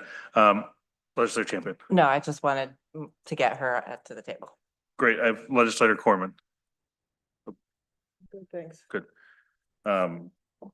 There does seem to be a little bit of a high pitch feedback. If others are hearing that, apologies for that. In Rob's absence, we're trying to figure out what that might be, or if others can hear it. But I know some of us are hearing it. So it is noted, and we're trying to come to some sort of resolution. Is it a voice, Graham? Yeah, I might need to leave the room if this doesn't stop. I have no one else on the speakers list for the amendment. Seeing none, I'd ask the clerk to call the roll. And just to clarify, vote in the affirmative, a yes vote is to remove the language as presented in the resolution. Mike Sigler, No. Shauna Black, Yes. Travis Brooks, Yes. Randy Brown, No. Amanda Champion, Yes. Deborah Dawson, No. Rich John, No. Ann Corman, Yes. Mike Lane, No. Greg Mezzi, Yes. Dan Nolan, No. Veronica Pillar, Yes. Dan Klein, Couldn't hear you, Dan. Dan Klein, Still can't hear you. He's shaking his head no. How about now? Can you hear me now? Yes. My vote is no. The vote is 6-6. No, 6-7. 6-7, that does not pass. Just to clarify, so that leaves that language in the policy, which is the main motion currently on the floor. So I'll open up speakers for that. I'd like to move an amendment to change the font of that same language to the same font as above it. Second that. I wonder if that's friendly. Friendly. Is that something that can be procedurally done, or does there need to be a vote on the style of the We don't need to do that. Is there any objection by members of the legislature to make that not a bolded statement and just have that be the same font as the text previously and preceding? No? Okay, seeing none, we'll make that administrative adjustment. Manifest. Learning all these terms today. Any speakers on the main resolution? Legislator John. Yeah, I'll be voting against the resolution. And I would like to just put on the record why, because it does seem like this is a hot button issue. I don't disagree with the core principles. And in fact, I think several years ago, I did vote in favor of this resolution. However, we can't deny that this language has unfairly perhaps, but there it is. It has become highly politicized. And certainly there's strong feeling on this particular style of language. I don't think that it's fair or right, but there it is. And I have concerns that any county policy you shouldn't be able to read it and determine which political party wrote it. And that's the case here. I have shared with my colleagues a dim attempt at trying to express the same core principles in plain language that doesn't utilize the hot button words. And I think it can be done.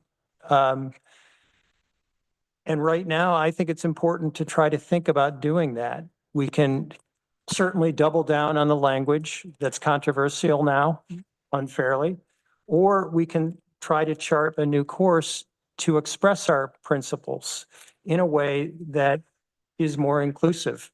And frankly, Shauna, you indicated your constituents all want this language. I don't think that's true. I think that, okay, then I'm not, and I didn't understand what you said, that our county is divided on this. There are many people who really, really dislike this style of language. And at the same time, I take the points that Mike Lane made in Privilege of the Floor. I remember seeing those films in 8th grade. They stayed with me. I don't know if other legislators had that in social studies class, but they showed films of the concentration camps and what happened there. And I'm not saying the same thing is happening here, but there's certainly disturbing progress going on. What we're seeing with immigrants, you could say that's just a different way of enforcing immigration. It could also be interpreted as practice, that this is what's coming, that you're building an apparatus and a structure to do really, really awful things in our country. I recommend a book by a historian, Richard Evans. He wrote a 3-volume series on what happened in Germany in the 1920s, 30s, and through the war.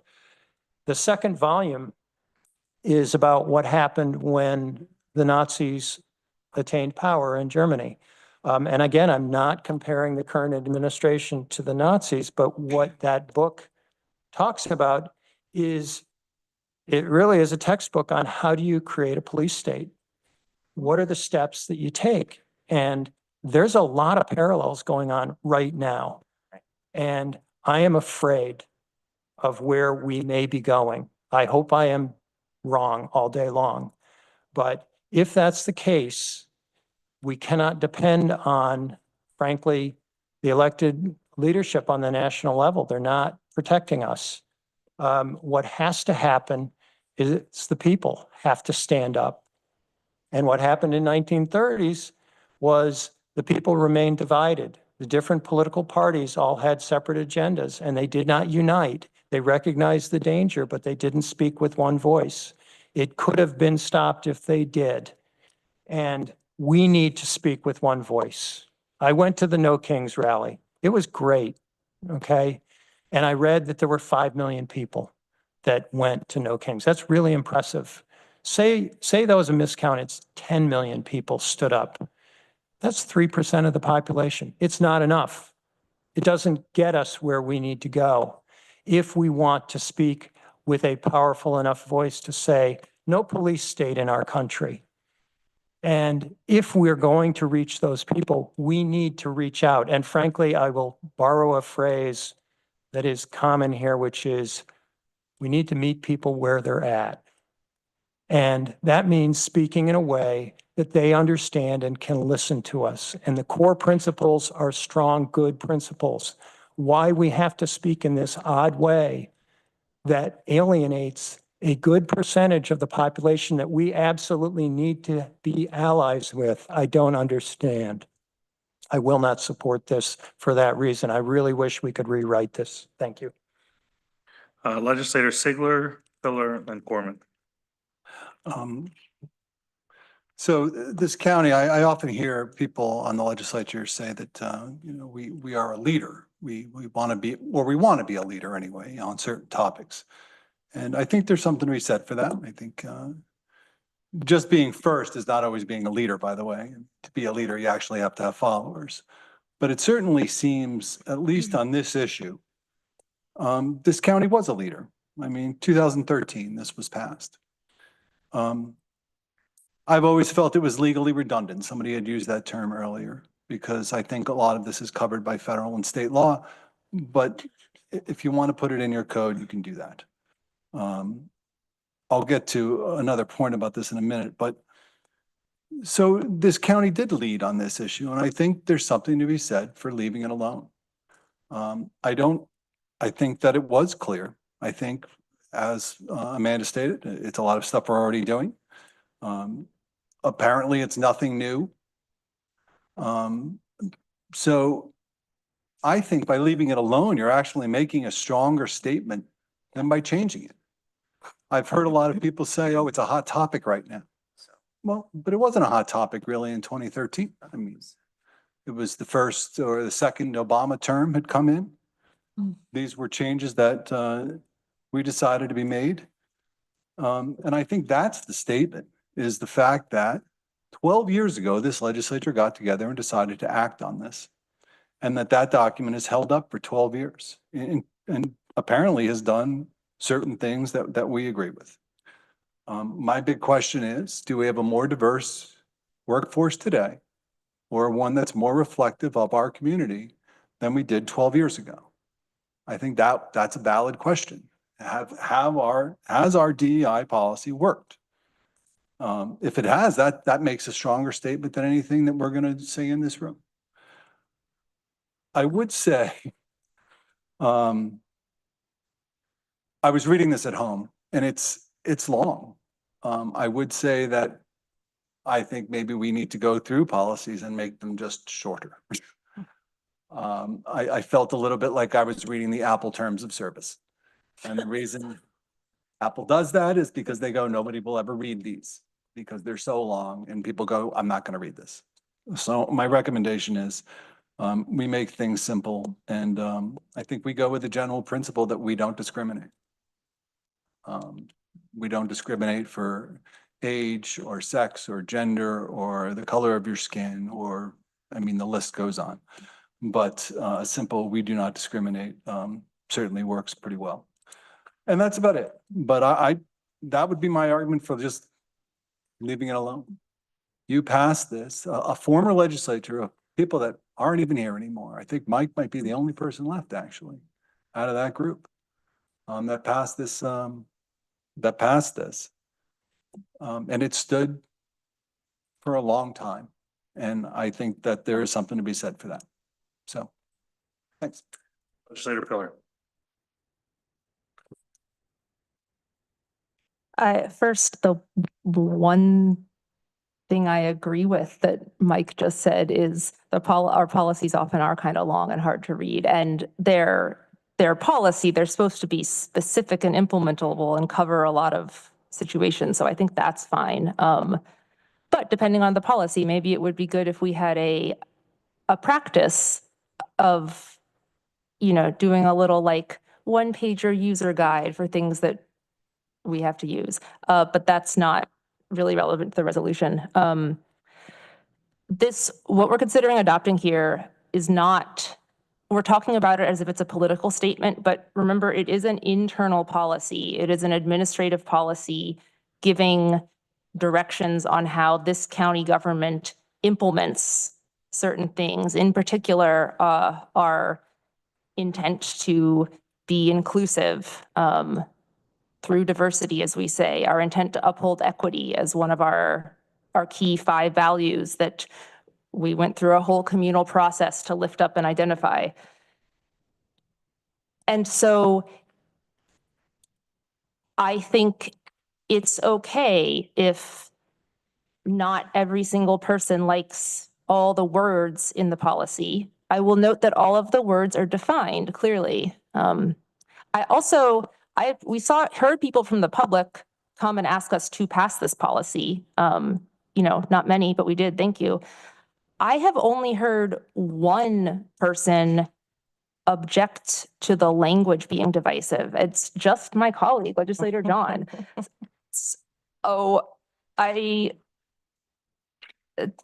Sorry, I don't think it's a big deal. I also think that to just swap out words dismisses the professionalism of practitioners in the space of equity and diversity in institutions. And I've been schooled on this in the last couple of years. Like, words mean specific things. We know, we all have a sense of what does it mean for something to be equitable or inclusive or discriminatory, but also, like in many disciplines, the words have a colloquial use, and then they have specific, clear definitions in the space where they are used professionally and specifically. And we should, I think, as a non-expert, we should follow the guidance of the experts we have. We have at least one expert in the space guiding us on language around organizational equity and diversity, the same way that we follow our medical experts on language that goes out in health notices, the same way that we follow our legal experts writing legal documents. We don't just say things that seems fine. We just had a whole argument about this. So I think the language is good as it is. I think that this policy is important and exciting based on multiple people have said, and this is what struck me too first reading it, that it puts in writing a lot of stuff that we are already doing, but it's worth it to put it in writing because we don't want our practices, like, do we pick and measure equity indicators? Do we maintain this committee or this other policy or whatnot? We don't want that to be subject to the whims of whatever individual is in whatever position at whatever time. We want it to be institutionalized. So it's good to write this stuff down. It's good to make it clear. And I guess to Mike's point about the policy having stood well since 2013, I wasn't there at its passage. I'm hearing about it now. And I think that's true. And some of the stuff that has come out of the diversity and inclusion work done in this organization since then is the values that we've adopted and the positions we've created and the internal working groups and now things like Team Jedi in our county, which both the individuals and the institutions there have worked and thought and studied and chosen to update the policy to this, the one we have in front of us. And so I would submit that there is a sense in which to just not pass this policy and stick with the old one is to not follow the old one. So let's adopt this, please. I have two members left on the speakers list, Legislator Corman and Champion. Yes, thank you. So the way that Rich proposed some amendments, many amendments, the title, he changed it to representation, fairness, and belonging. We can't use the word belonging anymore. This is not about the style of the language or even the words, although words have power, words have meaning, but it's not about these words. It's about what the work that we are doing. That's what it is. They want to stop the work. They want to, they don't want to protect people in society anymore. They don't want to protect the environment. They don't want to care for us. They want to just give more money to billionaires. That's basically what is happening. So they're taking away money, they're taking away programs. So it's not even about the style. We could put different words in there, but that's not, they're trying to get us to stop doing this work. That's the intent. And someone mentioned about, you know, steps towards, I don't remember the exact words, but dictatorship or autocracy. We are 9/10 of the steps. Some articles that I've written, we're 9/10 of the way there. When are we going to stop and fight? And I say it was many, many days ago, but if we're not going to start now and say this is not okay, then I don't know when we would start fighting and say this is not the country that we want to have. And this is not the way we want to treat our people. Thank you. Legislator Champion. Pass. I'm ready. Legislator Nolan. Ready to vote. Hey, okay, so I'm glad to say that some of my questions about this are far more boring than some of the other stuff. So I've heard a lot of talk, you know, throughout the debate with everybody about why the language is good. And I want to say for the record, I pretty much agree with everything in here. There's no real issue with that. I'm just kind of still wondering what the purpose of this is. If we had a policy, and I've heard multiple legislators say that it's been working and that things have been good. I have not heard anyone specifically come out and say like, and that is the reason why, you know, this endeavor was embarked upon. So I would love to hear more about that if you could let me know. Such a great question. Okay, great. You know what? Go for that. It's We'll do that. exciting to share. I feel like, you know, we get away from it. In 2024, we adopted our first strategic operations plan. So huge accomplishment for being your office. Our county. Okay, Yes. My office, planning office, the county administrator, we all worked on our first strategic plan, and that was adopted in 2024. One of the objectives within the strategic plan, which there are many objectives within the strategic plan, was to create an equity action plan. And that was our institutionalizing equity report, which is also built into the policy. That then our hands were almost tied because now we had done so much work that reflected the 2013 version. We had to update it so it reflected where we're going for the next 10, 15 years.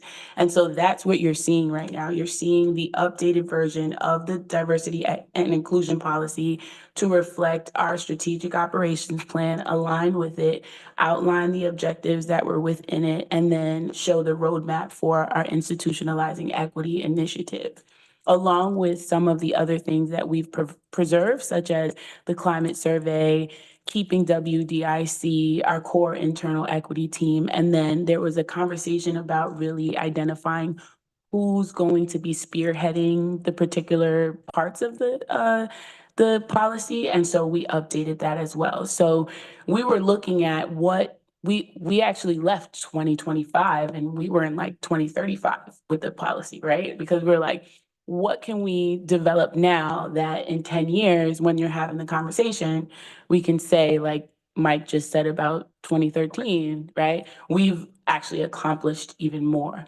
So it's appropriate that the conversation is like this, but because we went ahead 10, 15 years with this policy. So that actually brings in the other, another question I have, and that seems like it adds a great deal compared to the old language. It adds a great deal of specificity to a number of different provisions. Are you concerned at all that that hems you or future people in your position in having to do certain things a certain way as opposed to, you know, having the flexibility that the old policy seemed to have built into it? Because some of the language was vague, and I agree. But was that not a good thing? So because there's the ability to amend, and we know that every 5 years we look at our policies, there's a revision process, a structure that's built into the county administration's office. The next CETO will have the autonomy to update the policy to reflect, but we knew that because the infrastructure was aligned with our strategic plan, and that's at a minimum of 5 years to complete, we chose to, and some of our JEDI team members are here, we chose to create a space where there were some objectives that were tangible. So the previous one kind of left it up in the air. It was very aspirational. We wanted to make sure that this iteration provided some sort of measurement, metrics, and impact that could be reported on and could always be amended later depending on the position, whether or not the office grew and things of that nature. So we took that into consideration. You kind of almost answered my next question. I think I was going to ask a lot of folks, sadly, the counterbalancing, well, I don't know if it's balanced or not, but the counter argument to a lot of the work that you do, which I think is very valuable and great. Thank you. Is that they think that this stuff is just window dressing. They think that people don't actually care about it, or the employees. It's just like, you know, some box check. So I want to see, and it sounds like you have a pretty good answer coming, but I'll let you say it. The metrics for success, the tangible outcomes that we see coming from this. It wasn't immediately apparent to me reading it, but I would love to hear more about what you think, how this furthers the goals of your office and the county in achieving what we say here. So the institutionalizing equity report laid out an equity initiative that embeds equity across our organizational practices. Each department head was asked to choose 1 to 2 equity indicators that they aligned with the strategic plan, and they would incrementally track over a period of time. They were scope experts, so they were able to choose what their equity indicator was, how often they wanted to report on it, and then what metrics would be what they would present as impact. Okay. So each department head has their own scope. So you're not the determiner of whether No, because they know their work, right? And so for some department heads, it was a matter of just naming what they've already been doing. Okay. For other department heads, it was like, we'd like to explore this area to see if when we track this data, we might be able to analyze some additional opportunities to fill gaps or enhance practices. So it depends on the department. And so our measurement or goals will be in an annual report year to year, which the CETO and the Office of County Administration would spearhead, where we would outline what those metrics are and see if there are any trends over a period of time. So this first iteration really is a baseline. We're trying to get a baseline of like what's happening in our organization. How can we utilize a framework to better understand our metrics and our data? So it's really just a matter of us laying the foundation and kind of getting through the nitty gritty of the conversation so that later on, you know, through our strategic operations plan, we can see how we are better serving our community. So in your opinion, making these adjustments to this policy helps you get to where you need to go on that? Because that is really important to me, because I am worried. It was mentioned earlier that some of these policies inherently are political statements and stuff like that. When it comes to county employment or employment related policy, I don't necessarily think that politics is the thing that is most prevalent there.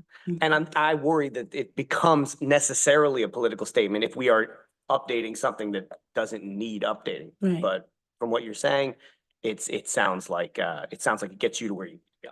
Yes, I'm a staff member, Yeah, right? And I And so. was a staff member. So Right.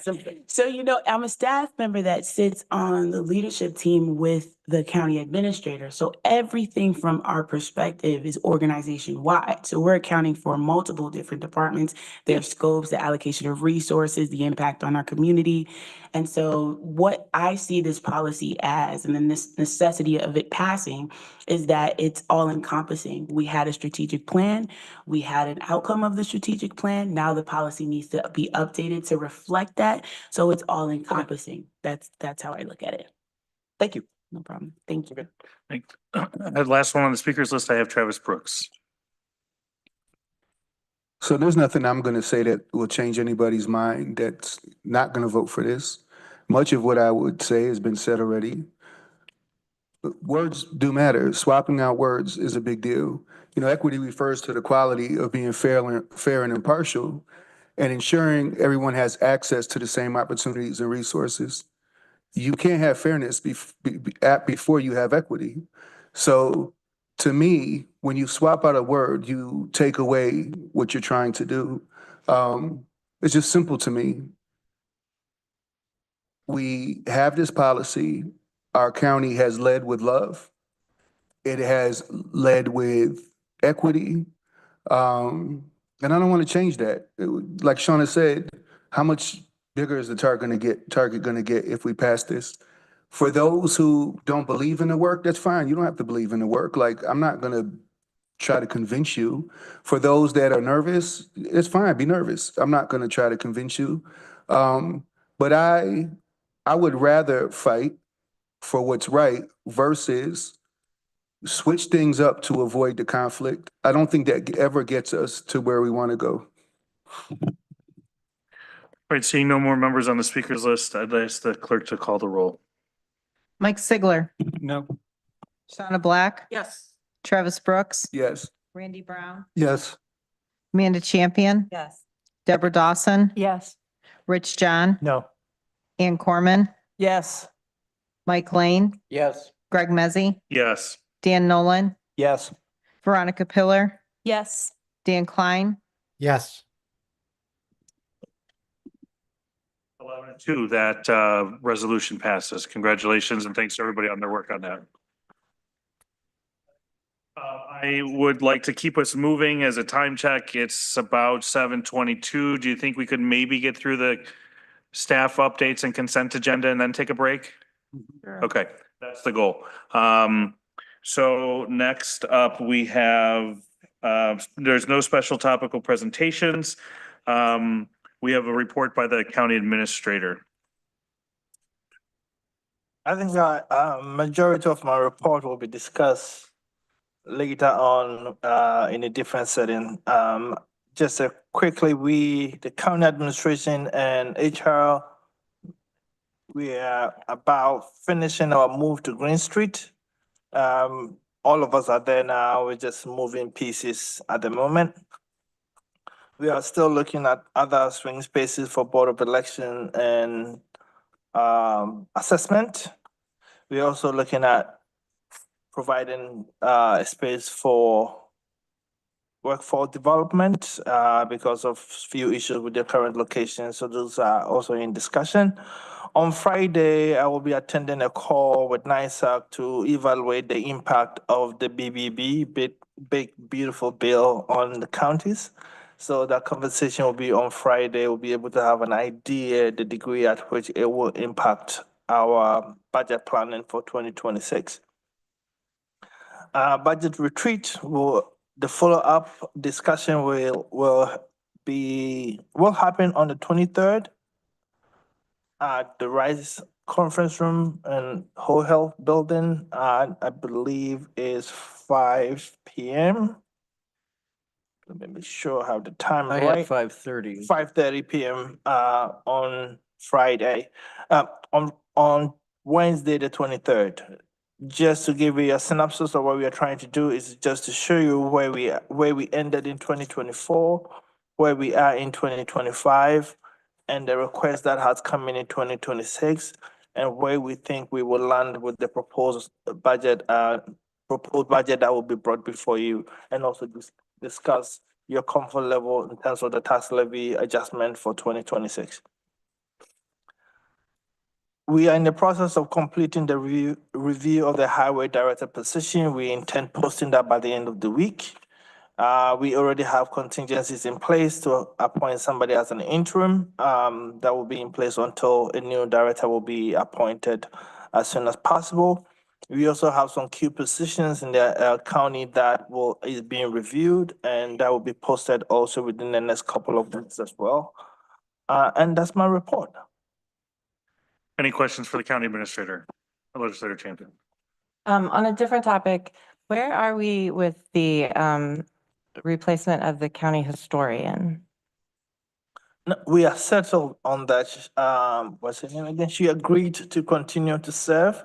Right, Carol Cameron. Yes, so she indicated to me that she will reach out to me towards the end of the year to decide what planning for 2026, but she continuing the role at the moment. Okay, thanks. Any other questions for Corsa? All right, seeing none. Next, the County Attorney Maury Josephson. I've been doing well, staying quiet today, so I will keep my report to particular resolutions to the extent needed, and otherwise can answer any questions or talk during executive session. Any questions for the County Attorney? Oh, sorry, Rich, I didn't see your hand. My apologies. Just wanted to give you a heads up. When we do get to the resolution about the wage study, I would like to ask you the question that the speaker, the guest, raised about whether we are preempted by New York State. But I'll give you time to. Great. Next up, I'd like to also welcome Daryl Tuttle in his first legislature meeting as Director of Finance. Good evening. So I have survived my first week. Everything's been good. Good. You haven't screwed up yet. I don't think so, or at least no one's told me. Typically at this time, we have a sales tax report. However, due to the timing and transition and everything, it will be presented next month. We have submitted our AFR, which stands for Annual Financial Report, to the state. We just did it recently. We have also received a draft copy from Insero of our financial statements, and that should be presented to Insero for review at the next Budget, Capital, and Personnel Committee. Overall, doing good transitioning from Lori to Drew as interim and then to me as the new director. I have to say we've had some challenges with staffing on this year, but as of right now, we have filled all our positions with the exception of one that I leave vacant as the new director with my appointment. Other than that, we did have a successful foreclosure, but I believe that'll be discussed more in the resolution later tonight, and we can answer any questions, and Drew Brayman is also on at that time as well. Other than that, I am open to any questions, but I don't have anything else. Any questions for our newly minted Director of Finance? Okay, seeing none. There are no other county staff reports this evening. I would like to see if there's resolutions to be added or withdrawn from the agenda. Legislator Lane. Thank you. Want to withdraw resolution I, that's right, and marked it. And the reason we're doing that is because it did not pass in Budget Committee, and it has been filed as a member filed resolution, so we will still be seeing it, but we're just taking it off the regular agenda. So resolution I has been withdrawn from the agenda. I would also request that resolution K relating to the Air Service Board and the appointments to the Air Service Board with a request to send that back to the F&I committees for some further edits. Okay, any other additions or subtractions? Veronica. Oh, sorry, you might have said this, but does this mean, are the advisory board appointments for the Air Service Board staying on the agenda? No, those will also be, because bylaws need to be in place for those appointments to be effective. There's just some minor tweaks that I think the committee can make for clarity and continuity with the rest of our bylaws. Okay, this brings us now to the consent agenda and advisory board appointments.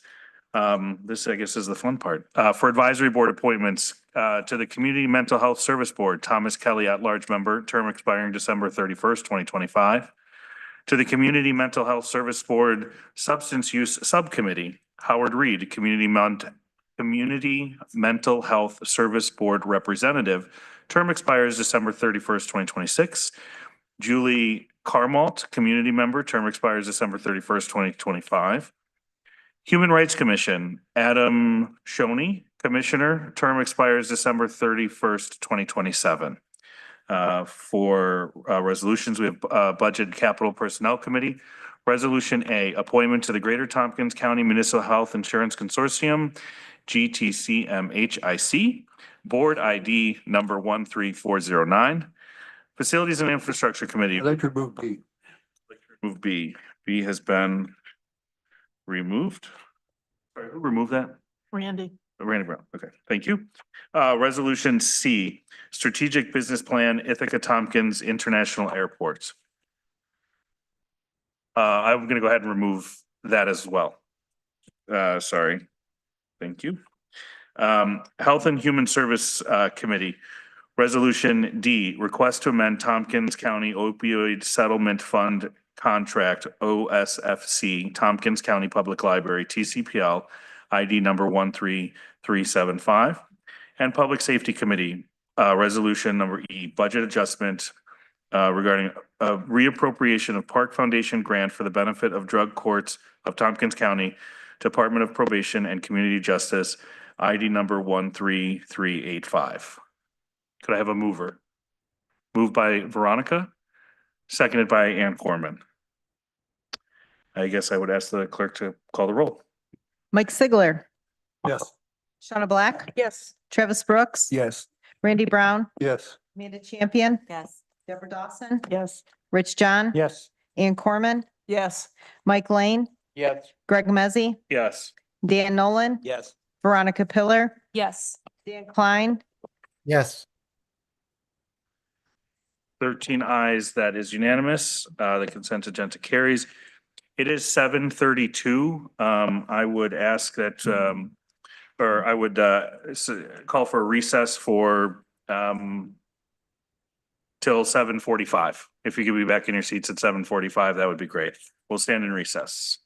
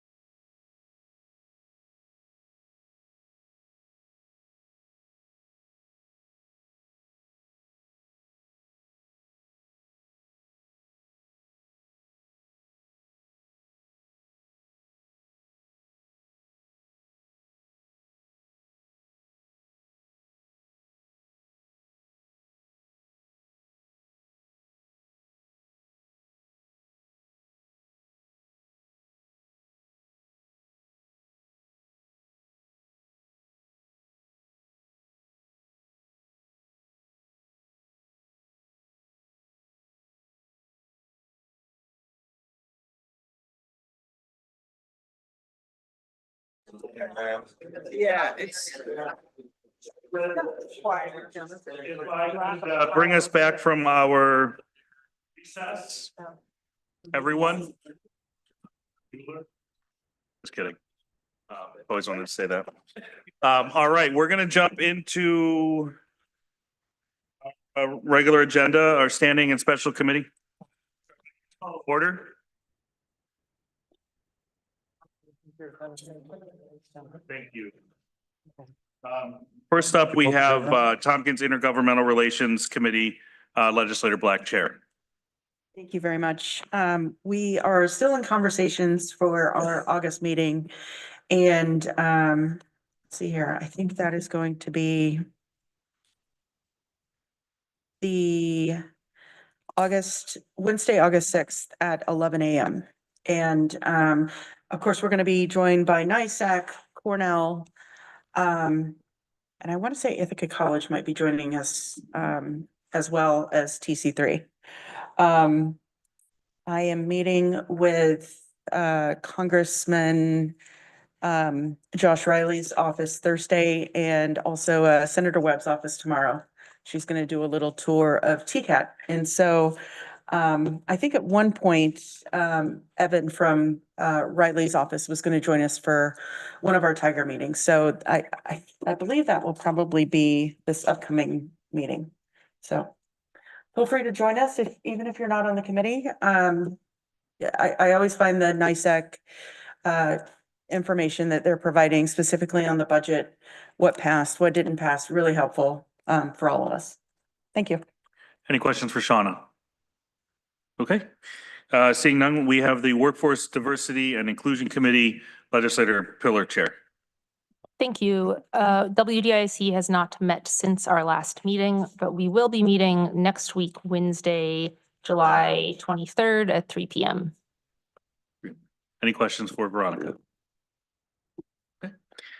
Next, we have Budget, Capital, and Personnel Committee, Legislator Lane, Chair. Thank you.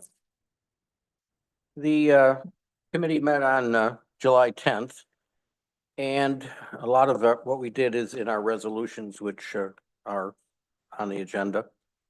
We did have I think a very good discussion about budget adjustments and budget amendments and how we can improve our budgeting process and how we can help administration and our department heads make sure that they are coordinating with, and Department of Finance, I should add that, are coordinating when there is an amendment to the budget, whether like it's additional funds coming in and how it's to be spent and those kinds of things, that it happens responsibly quickly, but still giving the Department of Administration and Department of Finance time to react to it so that they know how it affects other areas, other budgets, and to make sure that it's being used in the way it's intended to be. And so I thought that was a very good discussion. I want to thank everyone who participated in that. Human Resources, we had a discussion, and we'll see that a little later. I know about the employee picnic, which will be coming up. We learned that currently we have 795 people on the county payroll, 319 who are election inspectors, and about 98 which are JTPA youth at this point. Totals 893. They're all not full timers, but interesting to know that there are that many people that are helping the people of Tompkins County obtain the services that they are entitled to. I would mention that the ITCTC, Ithaca Tompkins County Transportation Council, and as you know, we've been looking for a new director because of the retirement coming up of Fernando de Aragon. I can report today after today's meeting that we are in negotiations with a designated hire. And we should be hearing a press release on that, I think within the next 2 or 3 days. I think you'll all be very pleased with the person that has been designated. We had the team of legislators, as you know, we have teams for each of our direct reports.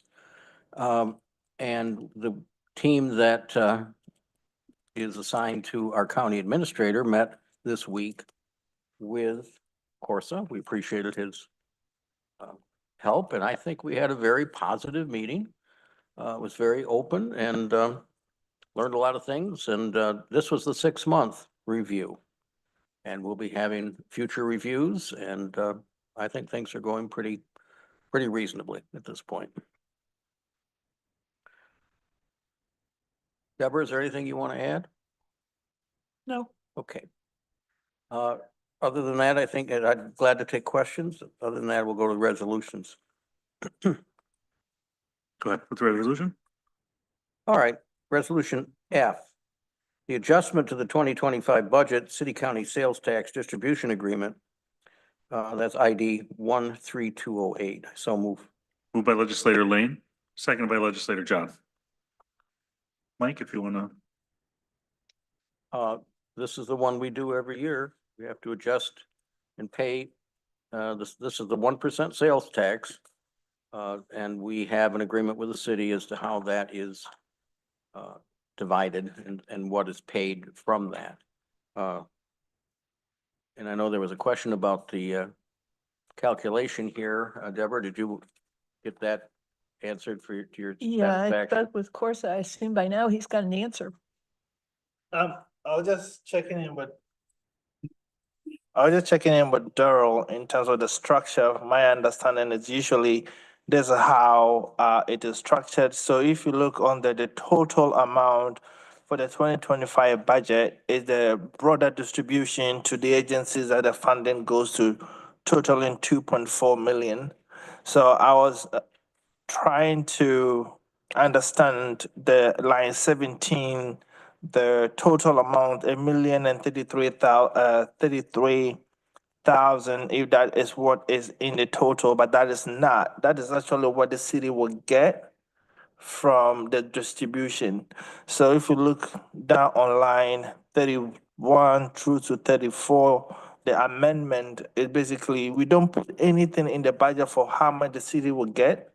We calculate around this time of the year, the total that was receive, and then amend the budget to reflect what actually the city will receive out of the total amount that we got. But the 2.4 million up here is part of the city's pot and then distributed through various agencies on behalf of the city by the county. So all the distribution here goes to these agencies in the city's name by the county. And that's how this specific resolution is written. Go ahead, Deborah. I guess my problem is that line 16 and 17 Yes. says that because we collected more for the city, it'll increase the revenue and expenditure lines by $1,033,080, resulting in a total revenue and expenditure of $1,033,080 as detailed below. And then there's a column of numbers and none of them seem to relate to $1,033,080. If somebody could just clarify that for So me. reading the language of the resolution, my understanding of it should be line 17, the amount over there should be the same as what is in the total on 2430023 as the total amount because of the increase. Daryl explained to me that usually this is how it is drafted over the years to reflect the distribution, and it's not at variance to what has been done in the previous time. So the 2,430,000 includes that extra 1,033,000? It does. I might be able to answer your question. I think you're trying to figure out how we go to the 963,825 to the 1 million. So you have to add back in the amount that goes to the Southside Community Center, which we do pass through the city, so we pay that to them. And then you also have to add in the Tompkins County Public Library, which also passes through the city as well. That's included, that if you take the 963,000 plus those two, you get the full amount because that's what we send to the city and then they pass it through to those organizations. Okay, well, just, harking back to the lesson we learned from Martha Robertson those many years ago, which is when we do something like this, it should be clear from the face of the resolution how we've gotten to those numbers. So in the future, we don't have to have a conversation about it. Just for future Yeah, reference. absolutely. I agree. And I think going forward, we have to sit back and redesign the resolution to make sure it's very clear and easy to read and understand. Thank you. Thank you for bringing that up, Deborah. I have Legislator Sigler, then Brown, and then I have a question. Mine's just a question. I don't have any objection to us doing this. I just, why do we do this? Like, why wouldn't we just pay the city the amount of money and have them distribute it on their own? Because we have an agreement that says Why do we- certain purposes. What I can say is that it lies between your desire if you like to amend the agreement. My understanding is the agreement has been in place since 1998, but it would be a very difficult conversation to have, so we should let it be. Fair enough. Sage wisdom by our county administrator. Mike, the reason was in the negotiation because when the 1% sales tax was first adopted, the city had the right to preempt a share.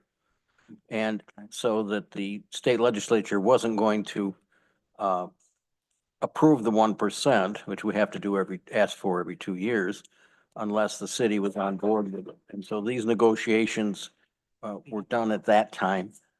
And what the county got out of it was the direction of some of these payments to some of the things the county wanted to see happen. And the city agreed to that.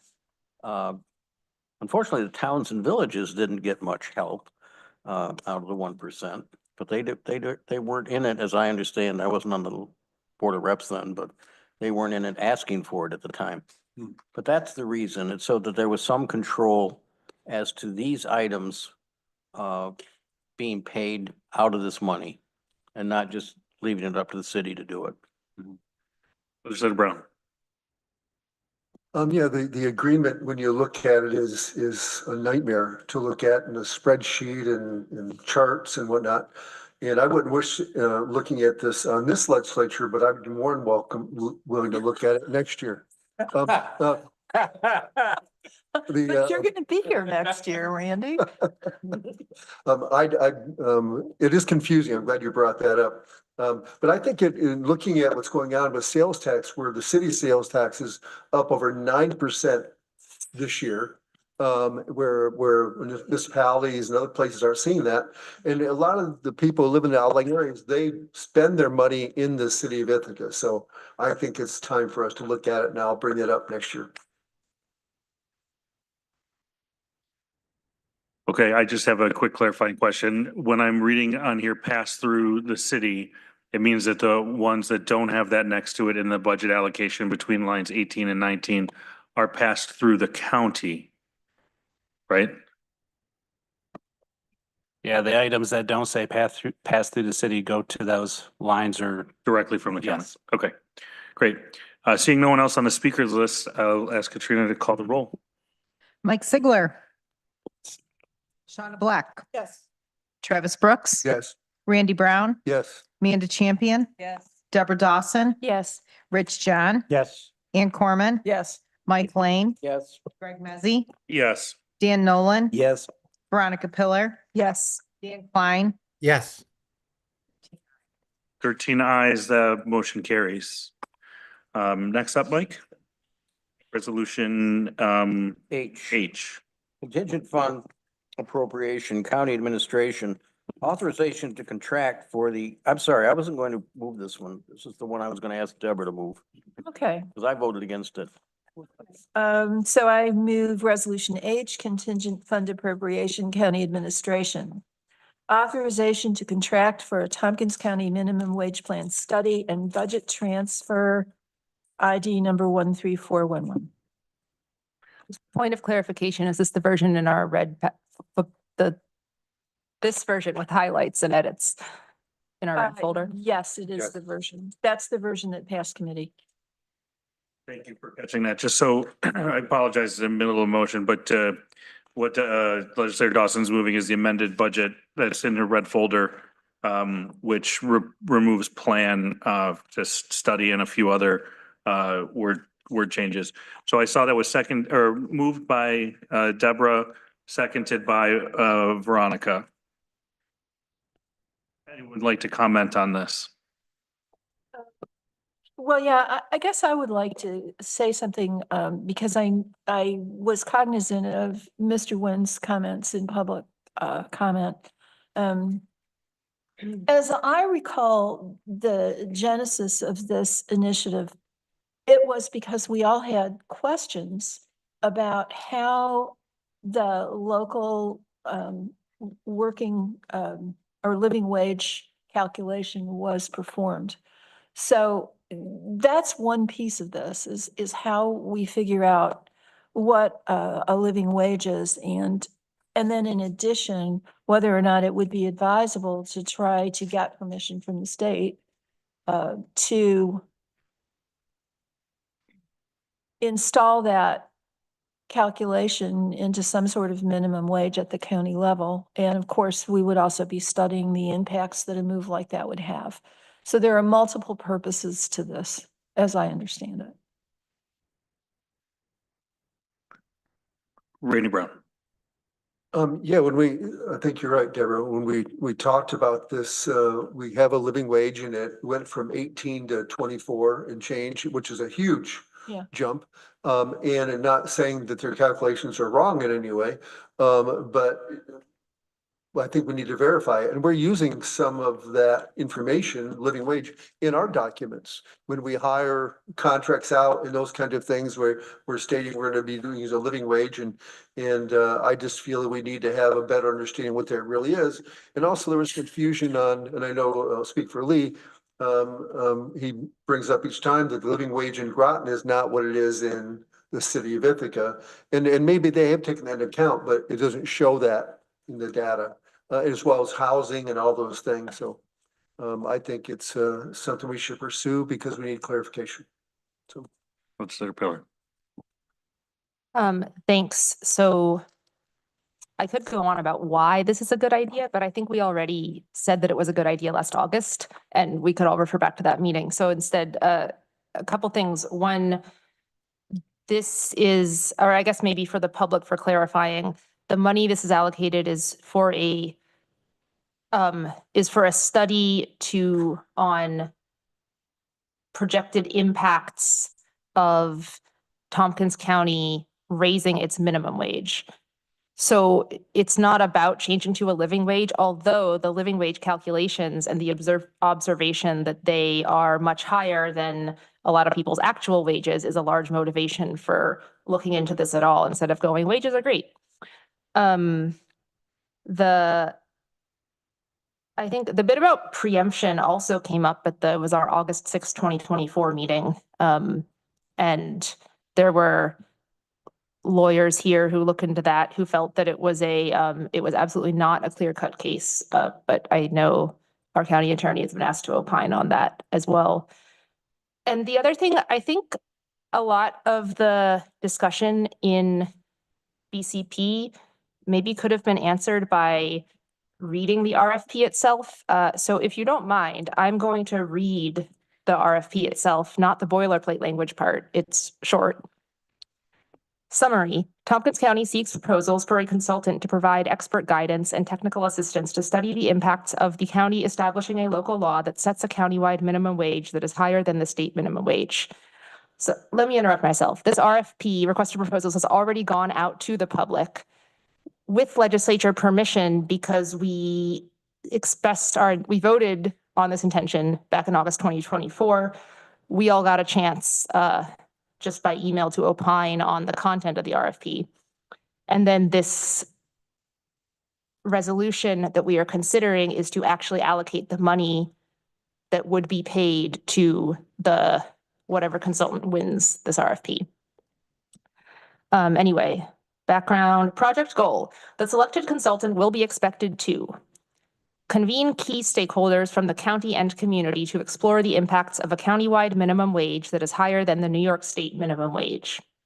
Elements of this exploration shall include impacts such as, and then there's a long list, differences in cost of living and types of wage-related challenges in different regions of the county, potential impacts on account of a county-only minimum wage on economics near the county border, variation across industries, including potential impacts on employment levels in different industry categories and on the viability of businesses. Special considerations such as Medicaid, Medicare reimbursed services, summer youth employment, and others. Consequences of wage compression or avoiding wage compression. Indirect costs to the community or government of less than living wages, e.g. increased demand for various county services. Calculation and methodology to establish the minimum wage and for annual adjustments, enforcement provisions, special exemptions or considerations deemed necessary. Present the key findings and elements as outlined above to the Housing and Economic Development Committee and Tompkins County Legislature, and assist with the drafting of a local law for adoption by the legislature. And that's the whole thing. So I hope that's helpful to know what's included. Legislator Lane. Yeah, I voted against this in committee. I may have voted for it back when we were talking about it earlier. But having seen a study like this that we did several years ago, and knowing that there are different living wage calculations across the state, ours is probably the highest. And knowing, in my view, that this will be a real impediment to small businesses and to businesses who might otherwise want to be in Tompkins County, if they've got to pay more money here than in Tioga County or Cortland or Schuyler, guess where they're going to locate? They aren't going to locate in Tompkins County. And so I just feel that this is starting us down a path which is going to have a lot of momentum. I know there are advocacy groups out there that really want us to do this. I'm waiting for Rich to ask his question of Maury, because that's really, really important. And do we have the cart before the horse here? Legislator John. Maury. I had asked the question that I posed earlier. We had a chance to talk about it briefly during the break, but for the benefit of everybody. Sure. This is, I'm looking at an email that I circulated last July. So, and the law hasn't changed, but basically in very broad terms, there is authority in New York that by the Court of Appeals, which is the highest court in the state, which invalidated an effort by New York City to establish a higher than statewide local minimum wage in the 1960s. That decision, Wholesale Laundry Board of Trade versus City of New York, has not been reversed. It remains the law in the state that the state is responsible for establishing minimum wages. And then there's some conflicting authority about whether local contracts can be conditioned on having a higher than state minimum wage. In the discussion last year, some guests that appeared at the August 6th meeting included Paul Son, an attorney at the National Employment Law Project, and Dennis Fan, a clinical professor at Columbia. And they have been working on a project, a law reform project, to establish the ability of localities in New York State to adopt local minimum wages that are higher than statewide. And they recognized and said to us, as I said to us, and Dan had picked up, some of my comments, is that if the county decided to pursue this, in all likelihood, it would be challenged. And part of the challenge of drafting the legislation would be to try and protect it and make, put it in the best possible position for a reversal by the Court of Appeals.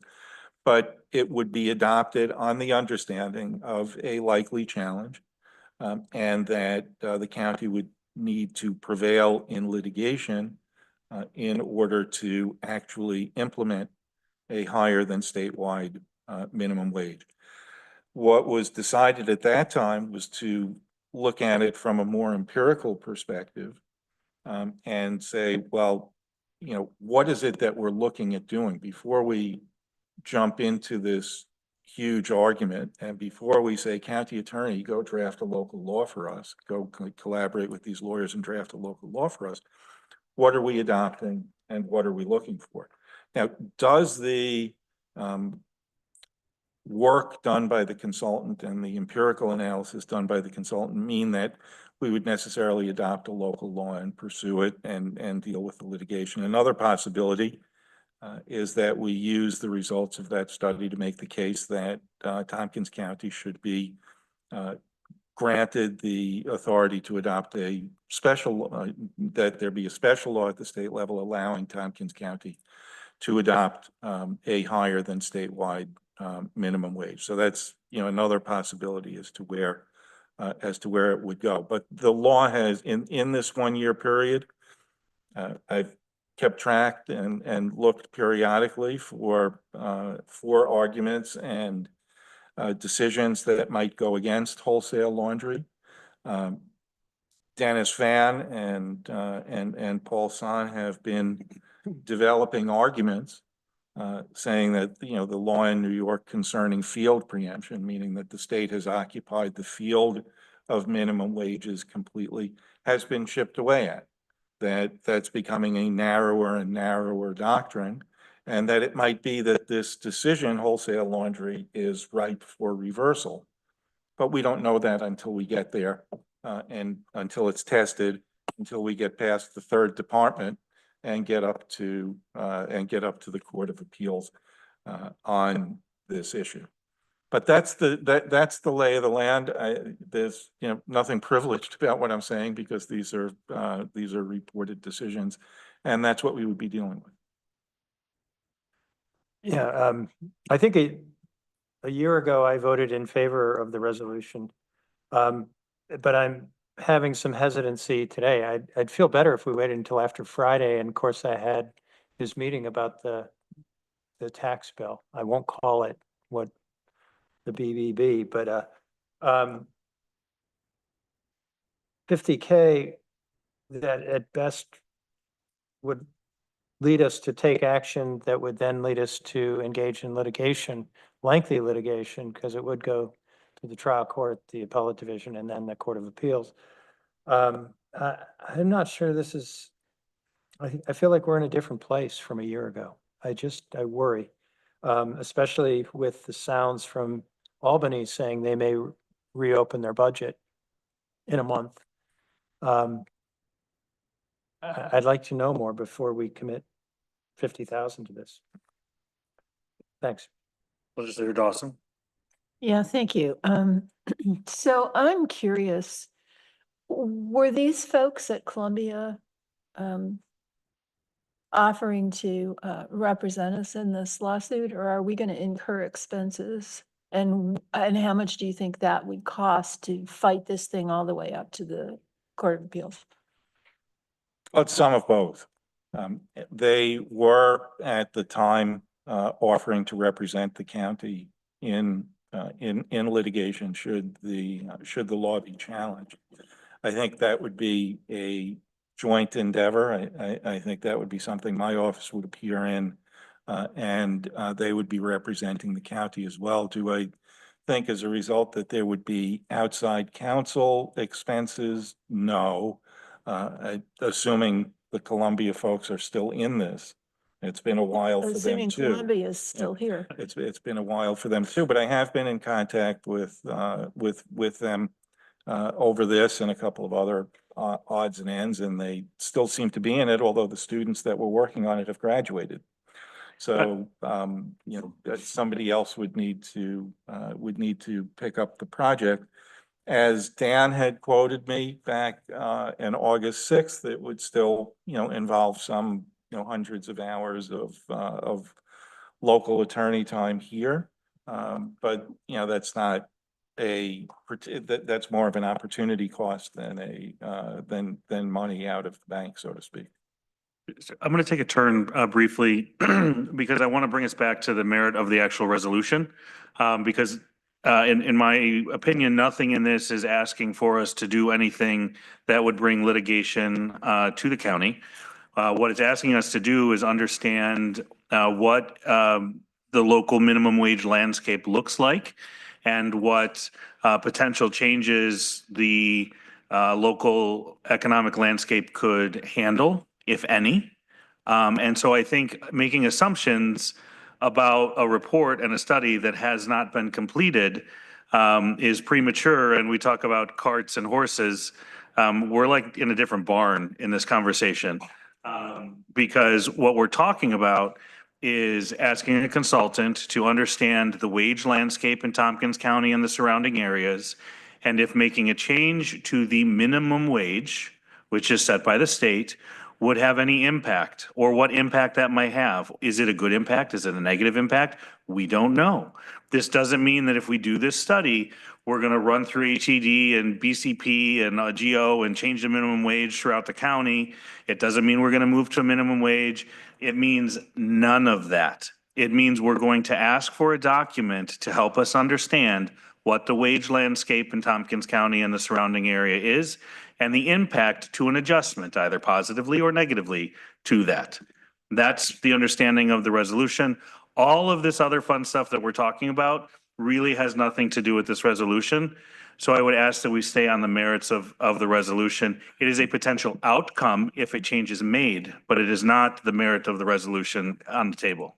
Yeah, Greg, I guess I wasn't clear. My concern is spending $50,000. Thank you. That is in line with the spirit of the resolution. That's where I'm concerned. Should we be spending $50,000 right now on this? We could we'd maybe do it later when we have better clarity about what our financial conditions are going to be. I have Legislator Brown, Black, then are these forbidden words, and then Legislator Sigler, and then Nolan. I'm not sure Brown's on the list of names you can say or not.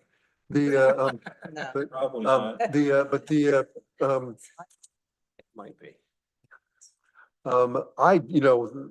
For me, I'm focused on the living wage, and I really says minimum wage but my concern is, are we a living wage county? Is that correct? Is that part of our policy where we are a living wage? So for me, I was focused on that. That's so much higher than our minimum wage. So I would probably not vote ever for a county minimum wage, but I do want to know what the wage scales are. So that's why I'm going to vote in favor of this. Legislator Black. So I think what's important to remember is that we had this debate and it lasted a very long time. We talked about the merits of having how it was calculated, the merits of it, the positives, the negatives. And then we had a great vote. This passed. And then we were promised that this would be worked on in the first quarter and an RFP would go out the door by March. I know course has been busy, but we're now in July. Finally, the RFP has gone out, 7 7 months after, actually probably 10 months after we initially voted on it. So we've told the community this whole time, we're going to do a study to actually gather data and then make some decisions. And now we're going back and some of us are saying, you know what, psych, I know I told you 10 months ago that we're going to do a study, but I've changed my mind. And so, you know, I don't know if I'm going to vote for this or not, but I will tell you, it's going to be really helpful for us to get the information and understand what's it going to look like for nonprofits? What's it going to look like for businesses? You know, I hear your concern, Mike, about, you know, businesses aren't going to want to come here. The reality is people come from out of our county to work in Tompkins County because they get paid more than they would working in Cortland or Tioga or Chemung or any of our surrounding counties. I think that's proof by Deborah and I are on the TCAP board, and we have drivers that are coming in from Penn Yan, Binghamton, Horseheads. That's where we're recruiting from because they're paying $26, $27 an hour. And so we know that, you know, that's just one example of how this structure is actually working. And I'm not saying it's going to work for everyone, but we can chat about this every single year. I remember whenever Anna Kellis was here, we had a big debate about that, the same thing. But I think once we get the data, we can actually make a decision. And, you know, the one thing that's also that we're not considering is that every time we bring it up, we have a county administrator, county attorney, 6 different staff that are in this room that are having to sit through us yammer on about the living wage. And that in and of itself is costing us money. Thank you. Legislator Sigler, then Nolan, then Legislator Klein, and then there's others. So I'm pretty sure I didn't vote for this the first time. So I'm a little curious as to why we're even voting for it again. I mean, if we already passed the money, why are we here? But, I mean, now I have to lose twice as opposed to losing once. To clarify, if I may, this is to move the funds out of contingent fund, all right. not for the authorization of the RFP. All right, so, anyway. Listen, I don't know what we're studying that we don't already know. I mean, it kind of depends on where you're gonna set the minimum wage. And the state has decided that upstate New York is different than downstate New York. They've set it at 16, they've attached it to the inflation, I believe. Yeah, I mean, if you set it out 20, you're gonna drive some small businesses out of business. If you set it at the living wage, which is kind of what we're talking about, really, I don't believe we are talking just about the minimum wage. I think we are talking about the living wage. Yeah, I mean, your Walmarts should be fine. Your larger businesses will probably be fine. Your smaller businesses simply won't, they're not diversified enough to absorb that kind of cost. So, so anyway, yeah, I mean, I also don't want to be in the position that kind of like the county, we did a county study and we studied wages. And I think a lot of our employees really thought that study would come back and say, yes, we're not paying enough at Tompkins County. And instead the study came back and said, no, actually your wages are in line. And I know there was a lot of disappointment among our county workers at that study. And I think this is the same thing. If this comes back and says, oh no, your county, I don't know.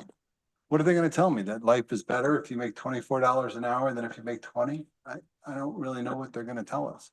And then what action are we really going to take on it? And if we don't take action, yeah, you're going to have people here that are saying, why aren't you taking action, Craig? So no, this isn't just we're just out seeking information. If you get the information, people are going to expect action on it. And I don't think we're prepared to take that kind of action. So, thanks. Just to clarify, since this went through HED, as chair of HED, the intent and the spirit of the conversation was around incremental increases like 25, 50 cents, 75 cents to the minimum wage. Living wage was, I don't want to almost say intentionally removed from the conversation, because minimum wage is a finite number that can be discussed and understood clearly because it's a mandated, very clear in the law, the number. So the intent of the resolution when passed previously was incremental, very small incremental increase to the resolution. That's what spurred the conversation. So I just want to put that out there as the intent for what went through committee. I have Legislator Nolan, Klein, Dawson, Corman, and Pillar. Thank you. Yeah, just a quick note, pardon me, point of clarification. I'm assuming that this study will produce data that we could use in other ways as well, right? I don't know, maybe it will, maybe it won't. I'm looking for some clarification on that, because if we are preempted or any of this other stuff, or we decide that there's no functional difference in the minimum wage adjustment or anything like that, will this provide some useful data beyond that? Thanks, that's my only. Directed at, Oh, goodness. Does anyone know? I'll take it. Thank you, Maureen. You mentioned it briefly, so I figured you might know. I think, of course, it would provide information that would be useful in a variety of contexts. It may be useful just in terms of understanding the economy around us. It might be useful in terms of our HR department and in terms of the county setting of its wage rate, which is a significantly complicated process in its own right. And also just to know what what this expert thinks the employment impacts and business impacts of a higher than the state minimum wage would be, because there are different views on this. There's an increasing body of empirical research that says that increasing the minimum wage increases employment. It's counterintuitive, but it's because of the demand effect. It's similar to what Shauna was talking about, which is that people come here because they would make more money, then they have more money to spend. People at the low end of the wage spectrum tend to spend all their money. So it tends to have a bigger multiplier impact on the economy. Are they going to dig that deep and come up with it? Are they going to look at, well, how is that going to work if you just have it in Tompkins County when it's surrounded by other counties that have a lower wage? Do they have the wherewithal to do that? We will see, but the information should be helpful in a variety of ways. And I think the original purpose of it was to look at incremental increases and, see what those impacts are as part of deciding whether we would want to go with a local law that, and deal with the potential challenge to it, or do we use it as a lobbying tool? What do we use it for? But without the information, you don't know what you could use it for. Thank you. I just want to do a time check. It is, I always hate when the person up here did this before, but I guess I have to do it. It is 8:30. We have a robust agenda and we do have a full executive session with some robust topics. So want to keep everybody on track. Next up, we have Dan Klein on the screen. Thank you. First of all, I just want to provide a little different narrative about the timeline for this. And what I don't want the story to be is, wow, they just twiddled their thumbs for a year on this process. That is not what happened. When we passed this last summer, we were headed into budget season. We had an emergency where we needed to get Code Blue up and running in an unprecedented way in a short amount of time. And our county administrator only had a few months left. So there was no expectation. In fact, it was explicitly stated that that county administrator was not going to be working on this and that we would wait for the next county administrator to get up and running and on their feet. I never heard a promise of March. So I just wanted to state a different narrative about that. I voted against this last summer, but I will be voting for it today. One reason is I had a lot of concerns about the kinds of questions that I would want to hear answered or see answered in a report. And those concerns were incorporated into the RFP. So that made me feel a lot better. And then the last thing I wanted to state is when we go through this process and we get a report, if the legislature at that time decides that it wants to go ahead with implementing a higher minimum wage in the state than the state, there is another option besides just passing the law and expecting to get sued, which is we can then request to New York State to give us permission to raise the minimum wage. And that's what I hope would happen if we get to that stage, instead of jumping to the lawsuit stage. Thank you. Thank you, Legislator Dawson, then Corman, then Pillar. I'll pass. I'll pass also. Legislator Pillar. I'll just say in some ways, I think voting a yes on this resolution is saying, yeah, we're going to follow through with what we said we were going to do last year and also last month in posting the RFP or whenever it was. A no on this resolution is, I don't know about that. Let's just hang out on a threshold and talk in circles. And that looks bad. Also, a very, very rough calculation, and we've well exceeded $1,000 worth spent on this issue in the terms of staff time while we sit arguing. We could keep doing that, but let's get some info instead and vote yes. I'm going to ask the clerk to call the roll. There's no one remaining on the speakers list. Mike Sigler, No. Shauna Black. Yes. Travis Brooks. Yes. Randy Brown, Yes. Amanda Champion, Yes. Deborah Dawson, Yes. Rich John, No. Ian Corman, Yes. Mike Lane, No. Greg Mezzi, Yes. Dan Nolan, Yes. Veronica Pillar, Yes. Dan Klein, Yes. 10-3. 10-3, that carries. All right, Mike, is that it from BC? No. No, you have resolution J. I apologize. Resolution J, concerning tax stabilization reserve. That's ID 13416.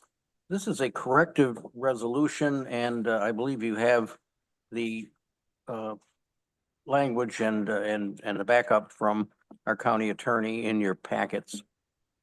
There's two That's pages all. that are not stapled in the red folder. Sorry, Mike. You need a second. Mike moved. Seconded by Rich John.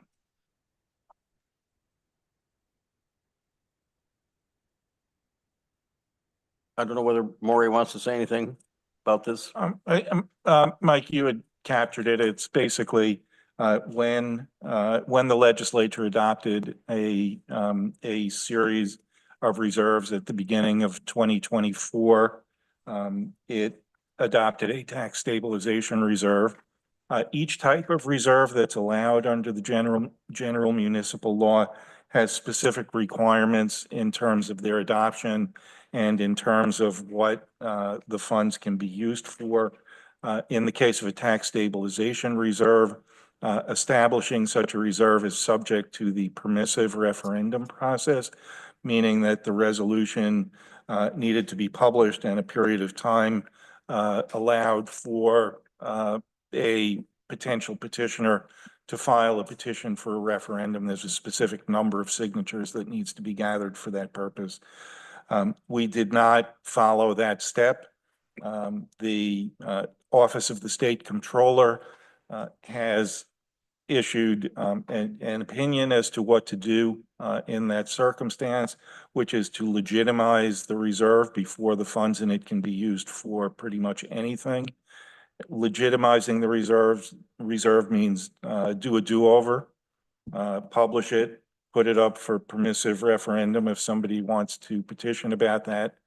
And once that process has been completed, then the reserve can be accessed for its intended purposes. So basically, this is to complete that process that was not completed at the beginning of last year. Legislator Brown. Yeah, I just want to clarify that when we established this reserve, it was when we received funds from the state that we didn't anticipate or had not accounted for, and we put those funds directly into this tax stabilization reserve. It was created at that time, I believe. Is that correct? Actually, not. If you take a deeper dive into the history, at first when that payment was received, and it was a payment that was received from DSS. I don't recall exactly what it was for, but it was an account that, some money comes in and then some money needs to be sent back to the state at some point in the future. Initially, it went into a mandated contingency account, which was a fund balance account. It was just a general part of the county's accounting system. And then it went from the mandated contingent account into the tax stabilization reserve. Now, one of the things that this resolution provides is in the event somebody petitions for a referendum and in the event that it's voted down, that's where the money would go back to. It would either go back to the mandated contingency account where it could be used pretty much for anything, or it could go into a different account if the legislature decides at that point that it wants to go into a different account. But basically all paths with this lead to the same place, which is that there's a little pot of money that is buried under the parking lot right now that we need to get access to in order to be able to use it. If it's in a tax stabilization reserve, then once it's legitimized, it can be used for the specific things a tax stabilization reserve can be used for, which is to cover an unexpected expense, cover an unexpected shortfall in revenue, or to decrease the tax levy, or if the legislature decides it wants to wind down this reserve, it can be shifted to an employee pension account reserve and used to make pension contributions on behalf of employees. Thank you. Or do you think there is any other pots of money in the parking lot? I do not. Okay, all right. Seeing no other questions on this, I would ask the clerk to call the roll. A slow roll, if we could bring other members back. What? Mike Sigler, Yes. Shauna Black, Travis Brooks, Yes. Randy Brown, Yes. Amanda Champion, Deborah Dawson, Yes. Rich John, Yes. Ann Corman, Yes. Mike Lane, Yes. Greg Mezzi, Yes. Dan Nolan, Yes. Veronica Pillar, Yes. Dan Klein, Yes. 13-0. 13-0, that carries. Anything else from your committee, Mike?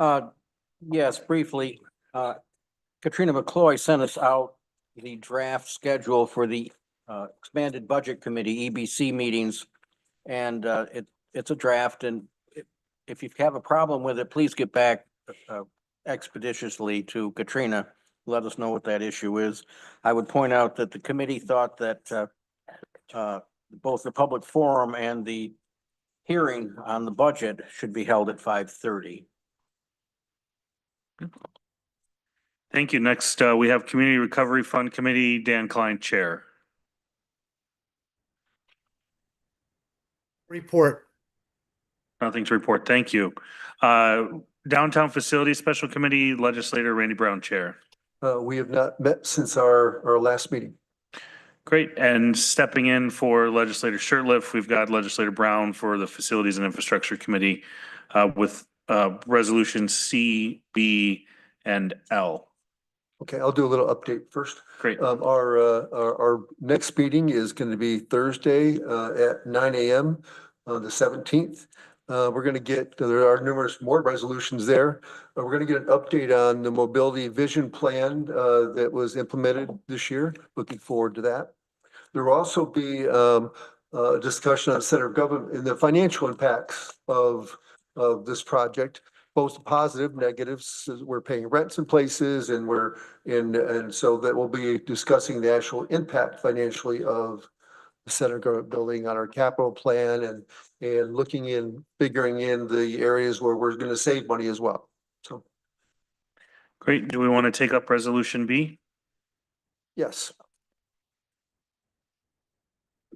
Do you want to move that? I'm getting there. Oh, sorry. So this is Resolution B. It's authorization to accept 2024 Inflation Reduction Act's clean energy tax credits for green fleet and green facilities capital programs ID 13363, and I move. Legislator Brown, seconded by Legislator Pillar. And discussion, Randy, I believe you pulled this from the agenda. I did. The reason I pulled this is because these energy credits are actually a cash payment that we received.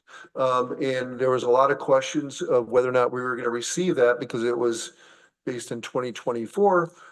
We did receive that. I appreciate Terry Carroll continuing to stay on top of this. And we even got 40-some thousand dollars in interest payments from the federal government as well. And this is going to go towards various energy programs and heating systems and whatnot that were already on our capital plan. And so I just wanted to make the public aware of that. Great. Any discussion on the resolution? All right, seeing none. Katrina, if you could call the roll. Mike Sigler, Yes. Shauna Black, Yes. Travis Brooks, Yes. Randy Brown, Yes. Amanda Champion, Yes. Deborah Dawson, Yes. Rich John. Yes. Ian Corman. Yes. Mike Lane, Yes. Greg Mezzi, Yes. Dan Nolan, Yes. Veronica Pillar, Yes. Dan Klein, Yes. 13-0, that passes. Next, resolution C. Yeah, and the next one is Resolution C. It's the strategic business plan for Ithaca Tompkins International Airport, ID number 13387, and I move that.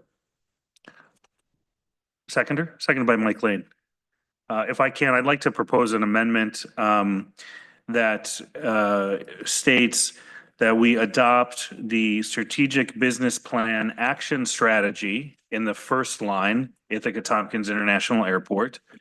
And in line 27, we remove the parentheses from around action plan, so it reads Tompkins International Airport Strategic Business Plan Action Strategy. And the title. In the title, yes, yes, Okay. yep. So anywhere it reads strategic business plan, it should read strategic business plan action strategy. And I shall move. Give someone. That's friendly. Yeah. Friendly. Seconded by Legislator Dawson. It's friendly. Is it unfriendly to any members of the legislature? Great. Seeing none, the reason why there was a large comprehensive document, just so everybody's aware, that was put together. The airport and Roxanne is on, and the strategic or the Air Service Board went through that and pulled out a number of things that they felt that they could commit to.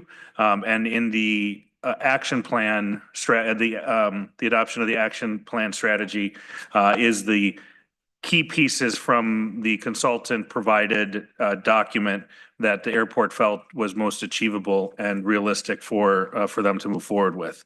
And that strategy is attached in the resolution to the agenda. Mike Lane. So we're accepting the whole report, but we're only adopting the strategic or the action plan rather. We are adopting the strategic action plan. The strategic business plan is just a document that was provided to a Right, department. but eventually that would probably be accepted. Yes.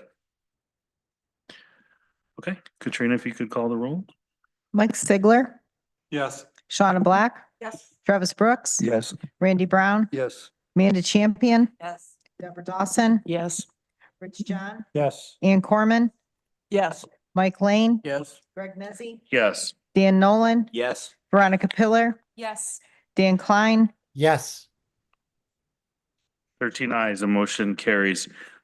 If I may, because we do have Roxanne and we have also Peggy Coleman, the chamber president, that are both here for a member filed resolution that hopefully will be relatively quick. If there's no objection, if I could move that into this point so that we can let our staff and team go home.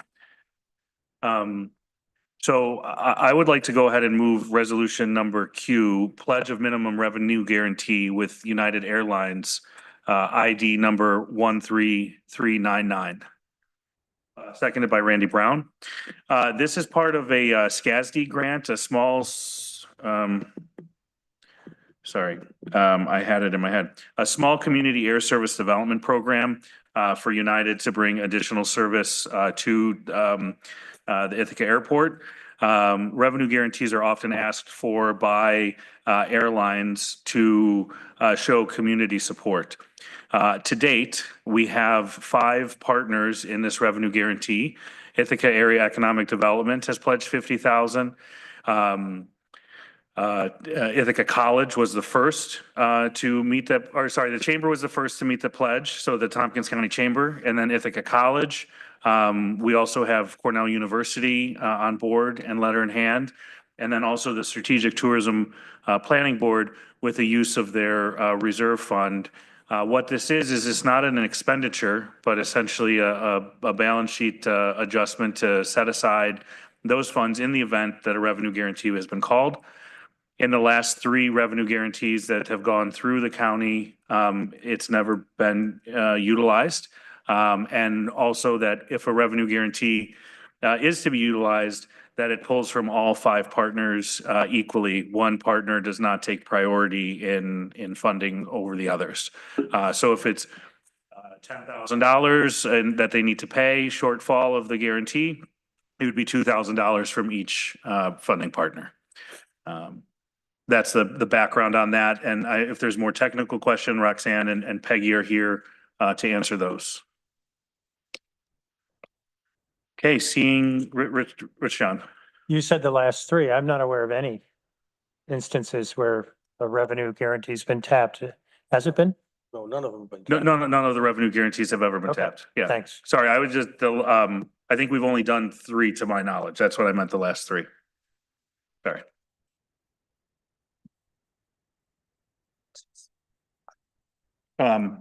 Seeing no more discussion, we'll call for a vote. Mike Sigler, Yes. Shauna Black, Yes. Travis Brooks, Yes.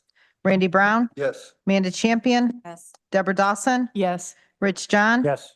Ann Corman, Yes. Mike Lane, Yes. Greg Mezzi, Yes. Dan Nolan, Yes. Veronica Pillar, Yes. Dan Klein, Yes. 13 ayes, that motion passes. Thank you, Peggy and Roxanne, for being here. And I just want everybody to be aware, Peggy and team at the Chamber have done a lot of work to try to bring this to fruition in concert with our county administrator and the folks at the airport. So thank you, everyone, for doing this. Orso? Yeah, so I just want to add that this provides us ability to move forward with a united agreement for the 3rd flight. There are few pieces of issues that we need to clear out based on the contract that we have. So hopefully, if we able, as soon as we're able to get that rectified, United is committed to loading the flight as soon as possible and make it active for flying, I believe, in October. That's the current target date. So we're working as quickly as we can to get agreement all tied up so that we can get it through to United to load the flight for booking. Great. Randy, we're still on for next up for Resolution L. Okay, the next resolution is Resolution K, ID 13394. It's approval of. Oh, sorry, K was removed from the agenda. Oh, so not K. Okay. L. L. L. Is for the way you look. I'm looking for the next one. Page 33. Is this resolution L? L. Okay. So resolution L, ID 13386.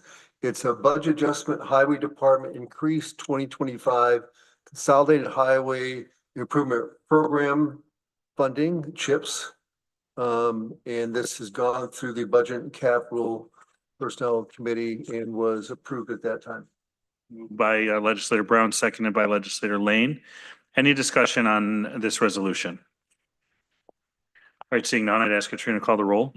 Mike Sigler, Yes. Shauna Black, Yes. Travis Brooks, Yes. Randy Brown, Yes. Amanda Champion, Yes. Deborah Dawson, Yes. Rich John, Yes. Ann Corman, Yes. Mike Lane, Yes. Greg Mezzi, Yes. Dan Nolan, Yes. Veronica Pillar, Yes. Dan Klein, Yes. Motion carries. Next, we have, sorry, any other questions for Legislator Brown? Great, seeing none. Next up is Government Operations Committee, Legislator Champion Chair. Thank you. My throat is getting scratchy at this point. In the interest of time, I don't really have anything essential to report, so happy to just go to Resolution M. And Jay Franklin has also been here waiting. This is the authorization of multi-year agreement with Schneider Geospatial and return appropriations to contingent fund. I would move that. Seconded by Legislator Dawson. They're giving us money back. We love Jay Franklin. Today. No, we all Oh, wow. love Jay Franklin. You guys are harsh. Okay, Have you gotten your tax bill yet? Oh, never mind. assessment doesn't drive tax base. Everybody gets a lesson every year. I'm sticking up for you, Jay. Seeing no conversation about this and its money coming back, I'll ask Katrina to call the roll. Mike Sigler, Yes. Shauna Black. Yes. Travis Brooks. Yes. Randy Brown. Yes. Amanda Champion. Yes. Deborah Dawson. Yes. Rich John. Yes. Ann Corman. Yes. Mike Lane. Yes. Greg Mezzi. Yes. Dan Nolan. Yes. Veronica Pillar. Yes. Dan Klein. Yes. 13 ayes, motion carries. All right, resolution N, authorization to execute quit claim deed sale of foreclosure properties at public auction. Committee, oh, sorry, ID 13417. Seconded by Legislator Brooks. And Drew and Daryl can answer any questions if there are any. Seeing no questions, I'll ask Katrina to call the roll. Mike Sigler. Yes. Shauna Black. Yes. Travis Brooks. Yes. Randy Brown. Yes. Amanda Champion. Yes. Deborah Dawson. Yes. Rich John. Yes. Ann Corman. Yes. Mike Lane. Yes. Greg Mezzi. Yes. Dan Nolan. Yes. Veronica Pillar. Yes. Dan Klein. Yes. 13 eyes. 13 ayes, motion carries. So I think we all want to talk about policy 1-43, diversity, equity, and inclusion again. Unfortunately, that's been passed. We've been and done moved that? on. Oh, Yep. okay, all right. Been so long, we forgot. I think we could do it again, just for kicks. Any updates? That's my report. Or any questions for Amanda? All right, seeing none. Oh, sorry, Mike Lane. Not for Amanda, but I might interject here. I would really like to see us go back to our old process of not doing full individual roll calls, but we used to do short form roll calls. And I think it would speed up our processes. In other words, the clerk would call the first and last person on the list.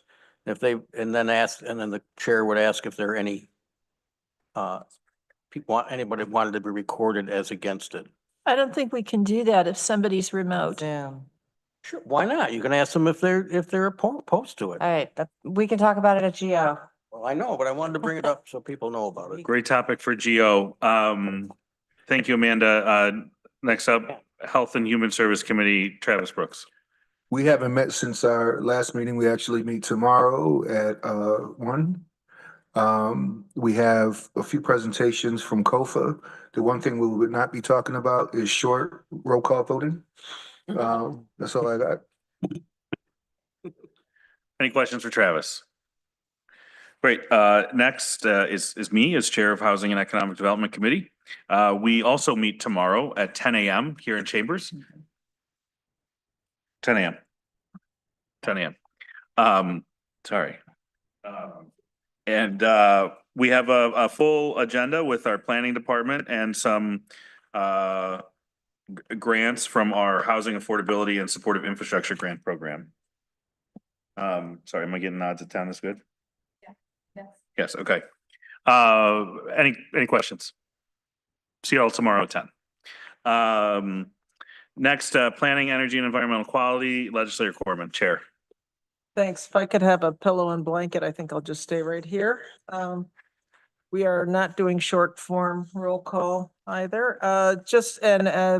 Because of the lateness, I'll do just a quick review. We met, our committee met yesterday, July 14th. And so some of the highlights are, we talked a lot about what the county and other organizations are doing to protect the watershed, whether it's the lake streams, erosion, flooding, so a lot of things that I know people talk to their constituents about. So I encourage you to watch our meeting and also some things that you might want to tune in to look at. We talked about some things that we'll be discussing again at budget time. And so this is a chance, and I know we're all busy, but so two different things we talked about, and one was Cornell Cooperative Extension. And they highlighted some of their programs. They came to give us a more in-depth review on some of their important programs.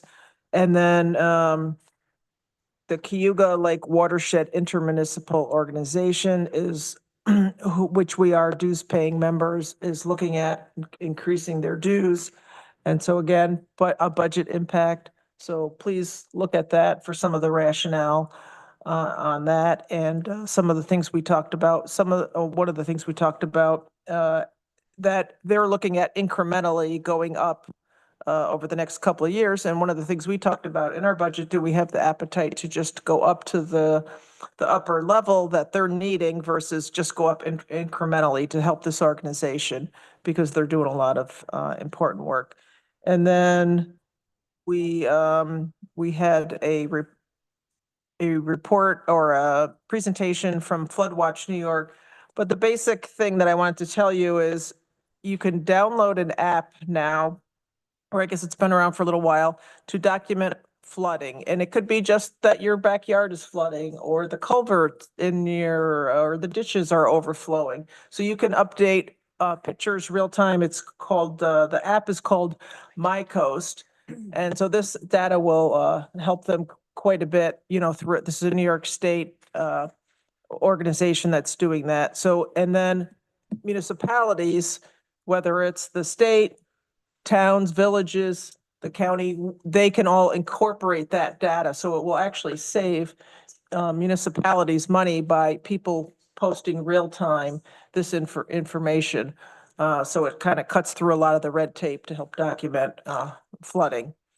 And coming up at one of our meetings soon, we'll be talking about the NYSEG rate case. So stay tuned for that.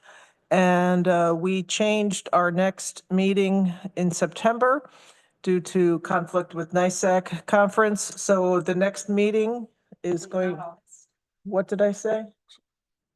August? Sorry, we changed our September meeting, but that's not our next meeting, right? Right. Correct. We changed, not our next meeting in August, but the September meeting is now September 5th at 1 p.m. on a Friday. So please put that on your schedule. And I believe 3 members can attend, and let's see, so that would be me, Veronica, and Rich, I believe, are the members that can attend. 2 others cannot. So we'll have to make sure the 3 of us that can attend, so we have a quorum to run that meeting. We'll also need to look at, according to the calendar that I just looked at, rescheduling October meeting, because that's on Indigenous Peoples' Day. So did I miss anything, or do you want to add anything, Veronica? And that's all I have. Great. Questions for Legislator Corbin? All right, seeing none, last up, we have Public Safety Committee, Legislator John Chair. Yeah, I'll go as quickly as I can. The Public Safety Committee met June 24th. We have not met since then as a legislature. So I'll just let you know, we had a very good discussion about the GIVE grant, the Gun Involved Violence Elimination grant, from all the different departments that participate in that. We will be meeting next Tuesday, a week from today, this 22nd at 1 o'clock here in Chambers. We have various items we're going to be talking about, including, I think we'll probably revisit the issue of the flock cameras. That's part of the GIVE program, or it's funded through the GIVE program. But given the people who came to privilege of the floor, I think it bears some further conversation to try to get to the bottom of what they were saying. We're going to have a presentation on what a firefighter's training center might look like from our Department of Emergency Response. Ultimate Reentry Opportunities is going to come in and talk about Beyond the Box. And we're also going to have a conversation about the jail composition of our population there. Our numbers today are 68 with 3 board outs. That's a little bit Well, it's about where we've been running, but we've been going higher than that. And I think it's important that we look at this and try to figure out why are our numbers higher. They really have trended upward. And we have headed in the direction of looking at a jail renovation that would keep our numbers the same, which is 82 beds, but with something called classification, you can never have 82 people in there. You need to separate certain categories of inmates so that you're really approaching it at the 68 number. And so understanding why our numbers are higher, I think, is an important thing for us to get a handle on if we're proceeding with 82 beds as our target number. So we're going to start that conversation next Tuesday. Happy to try to answer any questions. Questions for Legislator John? All right, seeing none. Thanks for that update, Rich. Next, we have our individual member filed resolutions. I believe the only one left on the list is Resolution R submitted by Legislator Black. Thank you. I so move Resolution R, resolution authorizing use of contingent funds to support county employee annual picnic and guest attendance. ID 13431. Seconded by Legislator Brown. Thank you. Yeah, I'll just do a brief explanation of this. We were told during budget a few months ago that due to some budget concerns coming up and the fact that we've used much of our contingent fund, that they have decided that for our employee picnic, that the county would only be paying for the employee.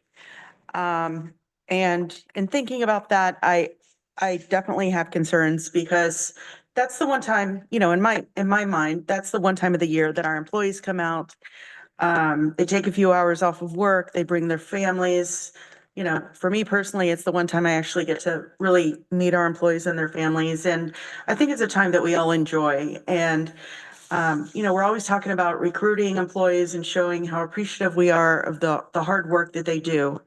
And so taking this away, and I do understand that we're under budget constraints, but taking this away, I felt really could decrease morale. And, you know, as far as I'm concerned, the difference is going to be around $17,000. And, you know, I think it's a small gift that we're able to do every year for our employees is allow them to, you know, bring their family. The 17,000 would allow them to bring a +1, so they wouldn't be able to bring their whole family. But, you know, I personally would love it if this passed because I think our employees deserve this and so much more. So I hope all of you are able to support it as well. Deborah Dawson. Yeah, thank you, Greg. I voted against this in committee, just because we had spent like close to $900,000 out of contingent funds for various other purposes. But it turned out, after we did some questioning, that these food trucks that we've been having at our picnics for the last few years are costing us $56 a person, which is freaking absurd.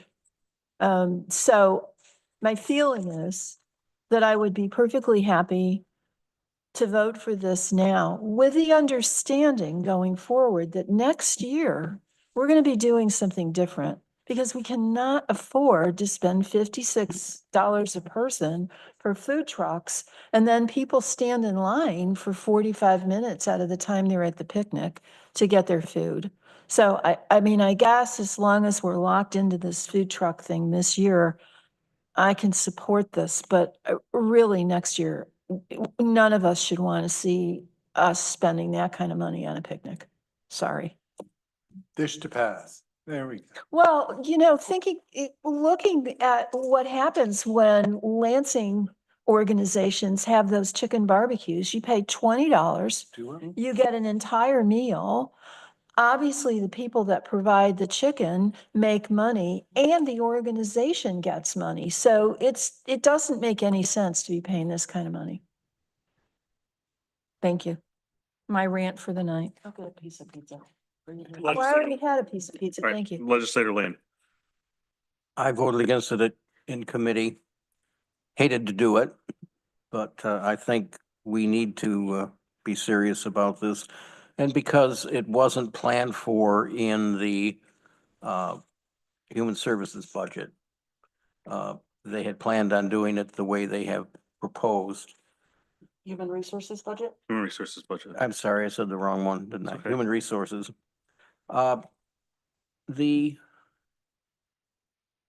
The other possibility, and I thought, was to, let people purchase a ticket. And that would have been $20. We'd still be having to pay the other 36 in that case. But at least it would be helping as far as what had been planned. And so for that, as much as I believe in helping our employees see that our whole county cares about them, I don't think that we should go ahead and take this money out of the contingency.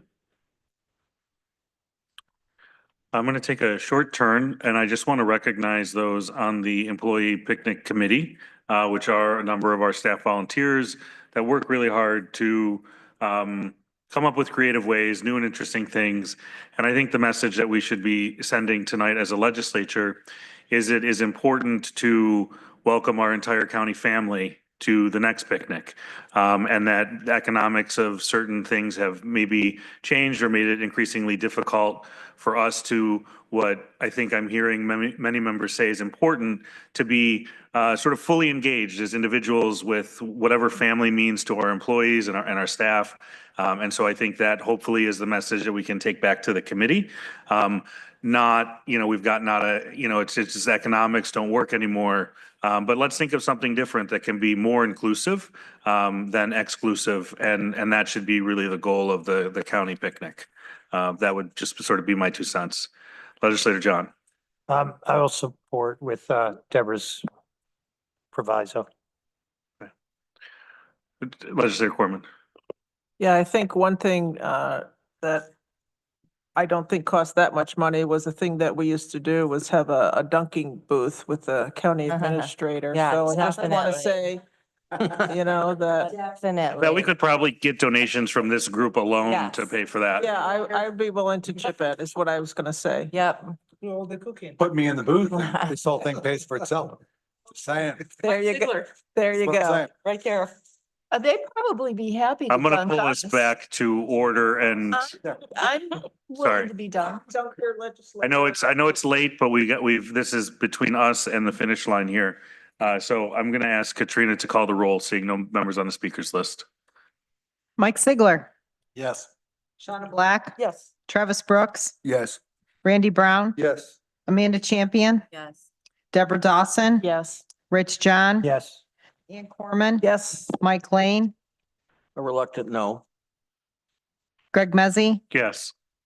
Dan Nolan, Yes. Veronica Pillar, Yes. Dan Klein. Yes. 12-1, that motion passes. Next, we have the minutes of the previous meeting from June 17, 2025, moved by Legislator Champion, seconded by Legislator Pillar. Any discussion on that? Seeing none, if Katrina could call the roll. Mike Sigler, Yes. Shauna Black, Yes. Travis Brooks, Yes. Randy Brown, Yes. Champion, Yes. Deborah Dawson, Yes. Rich John, Yes. Ian Corman, Yes. Mike Lane, Yes. Greg Mezzi, Yes. Dan Nolan, Yes. Veronica Pillar, Yes. Dan Klein. Yes.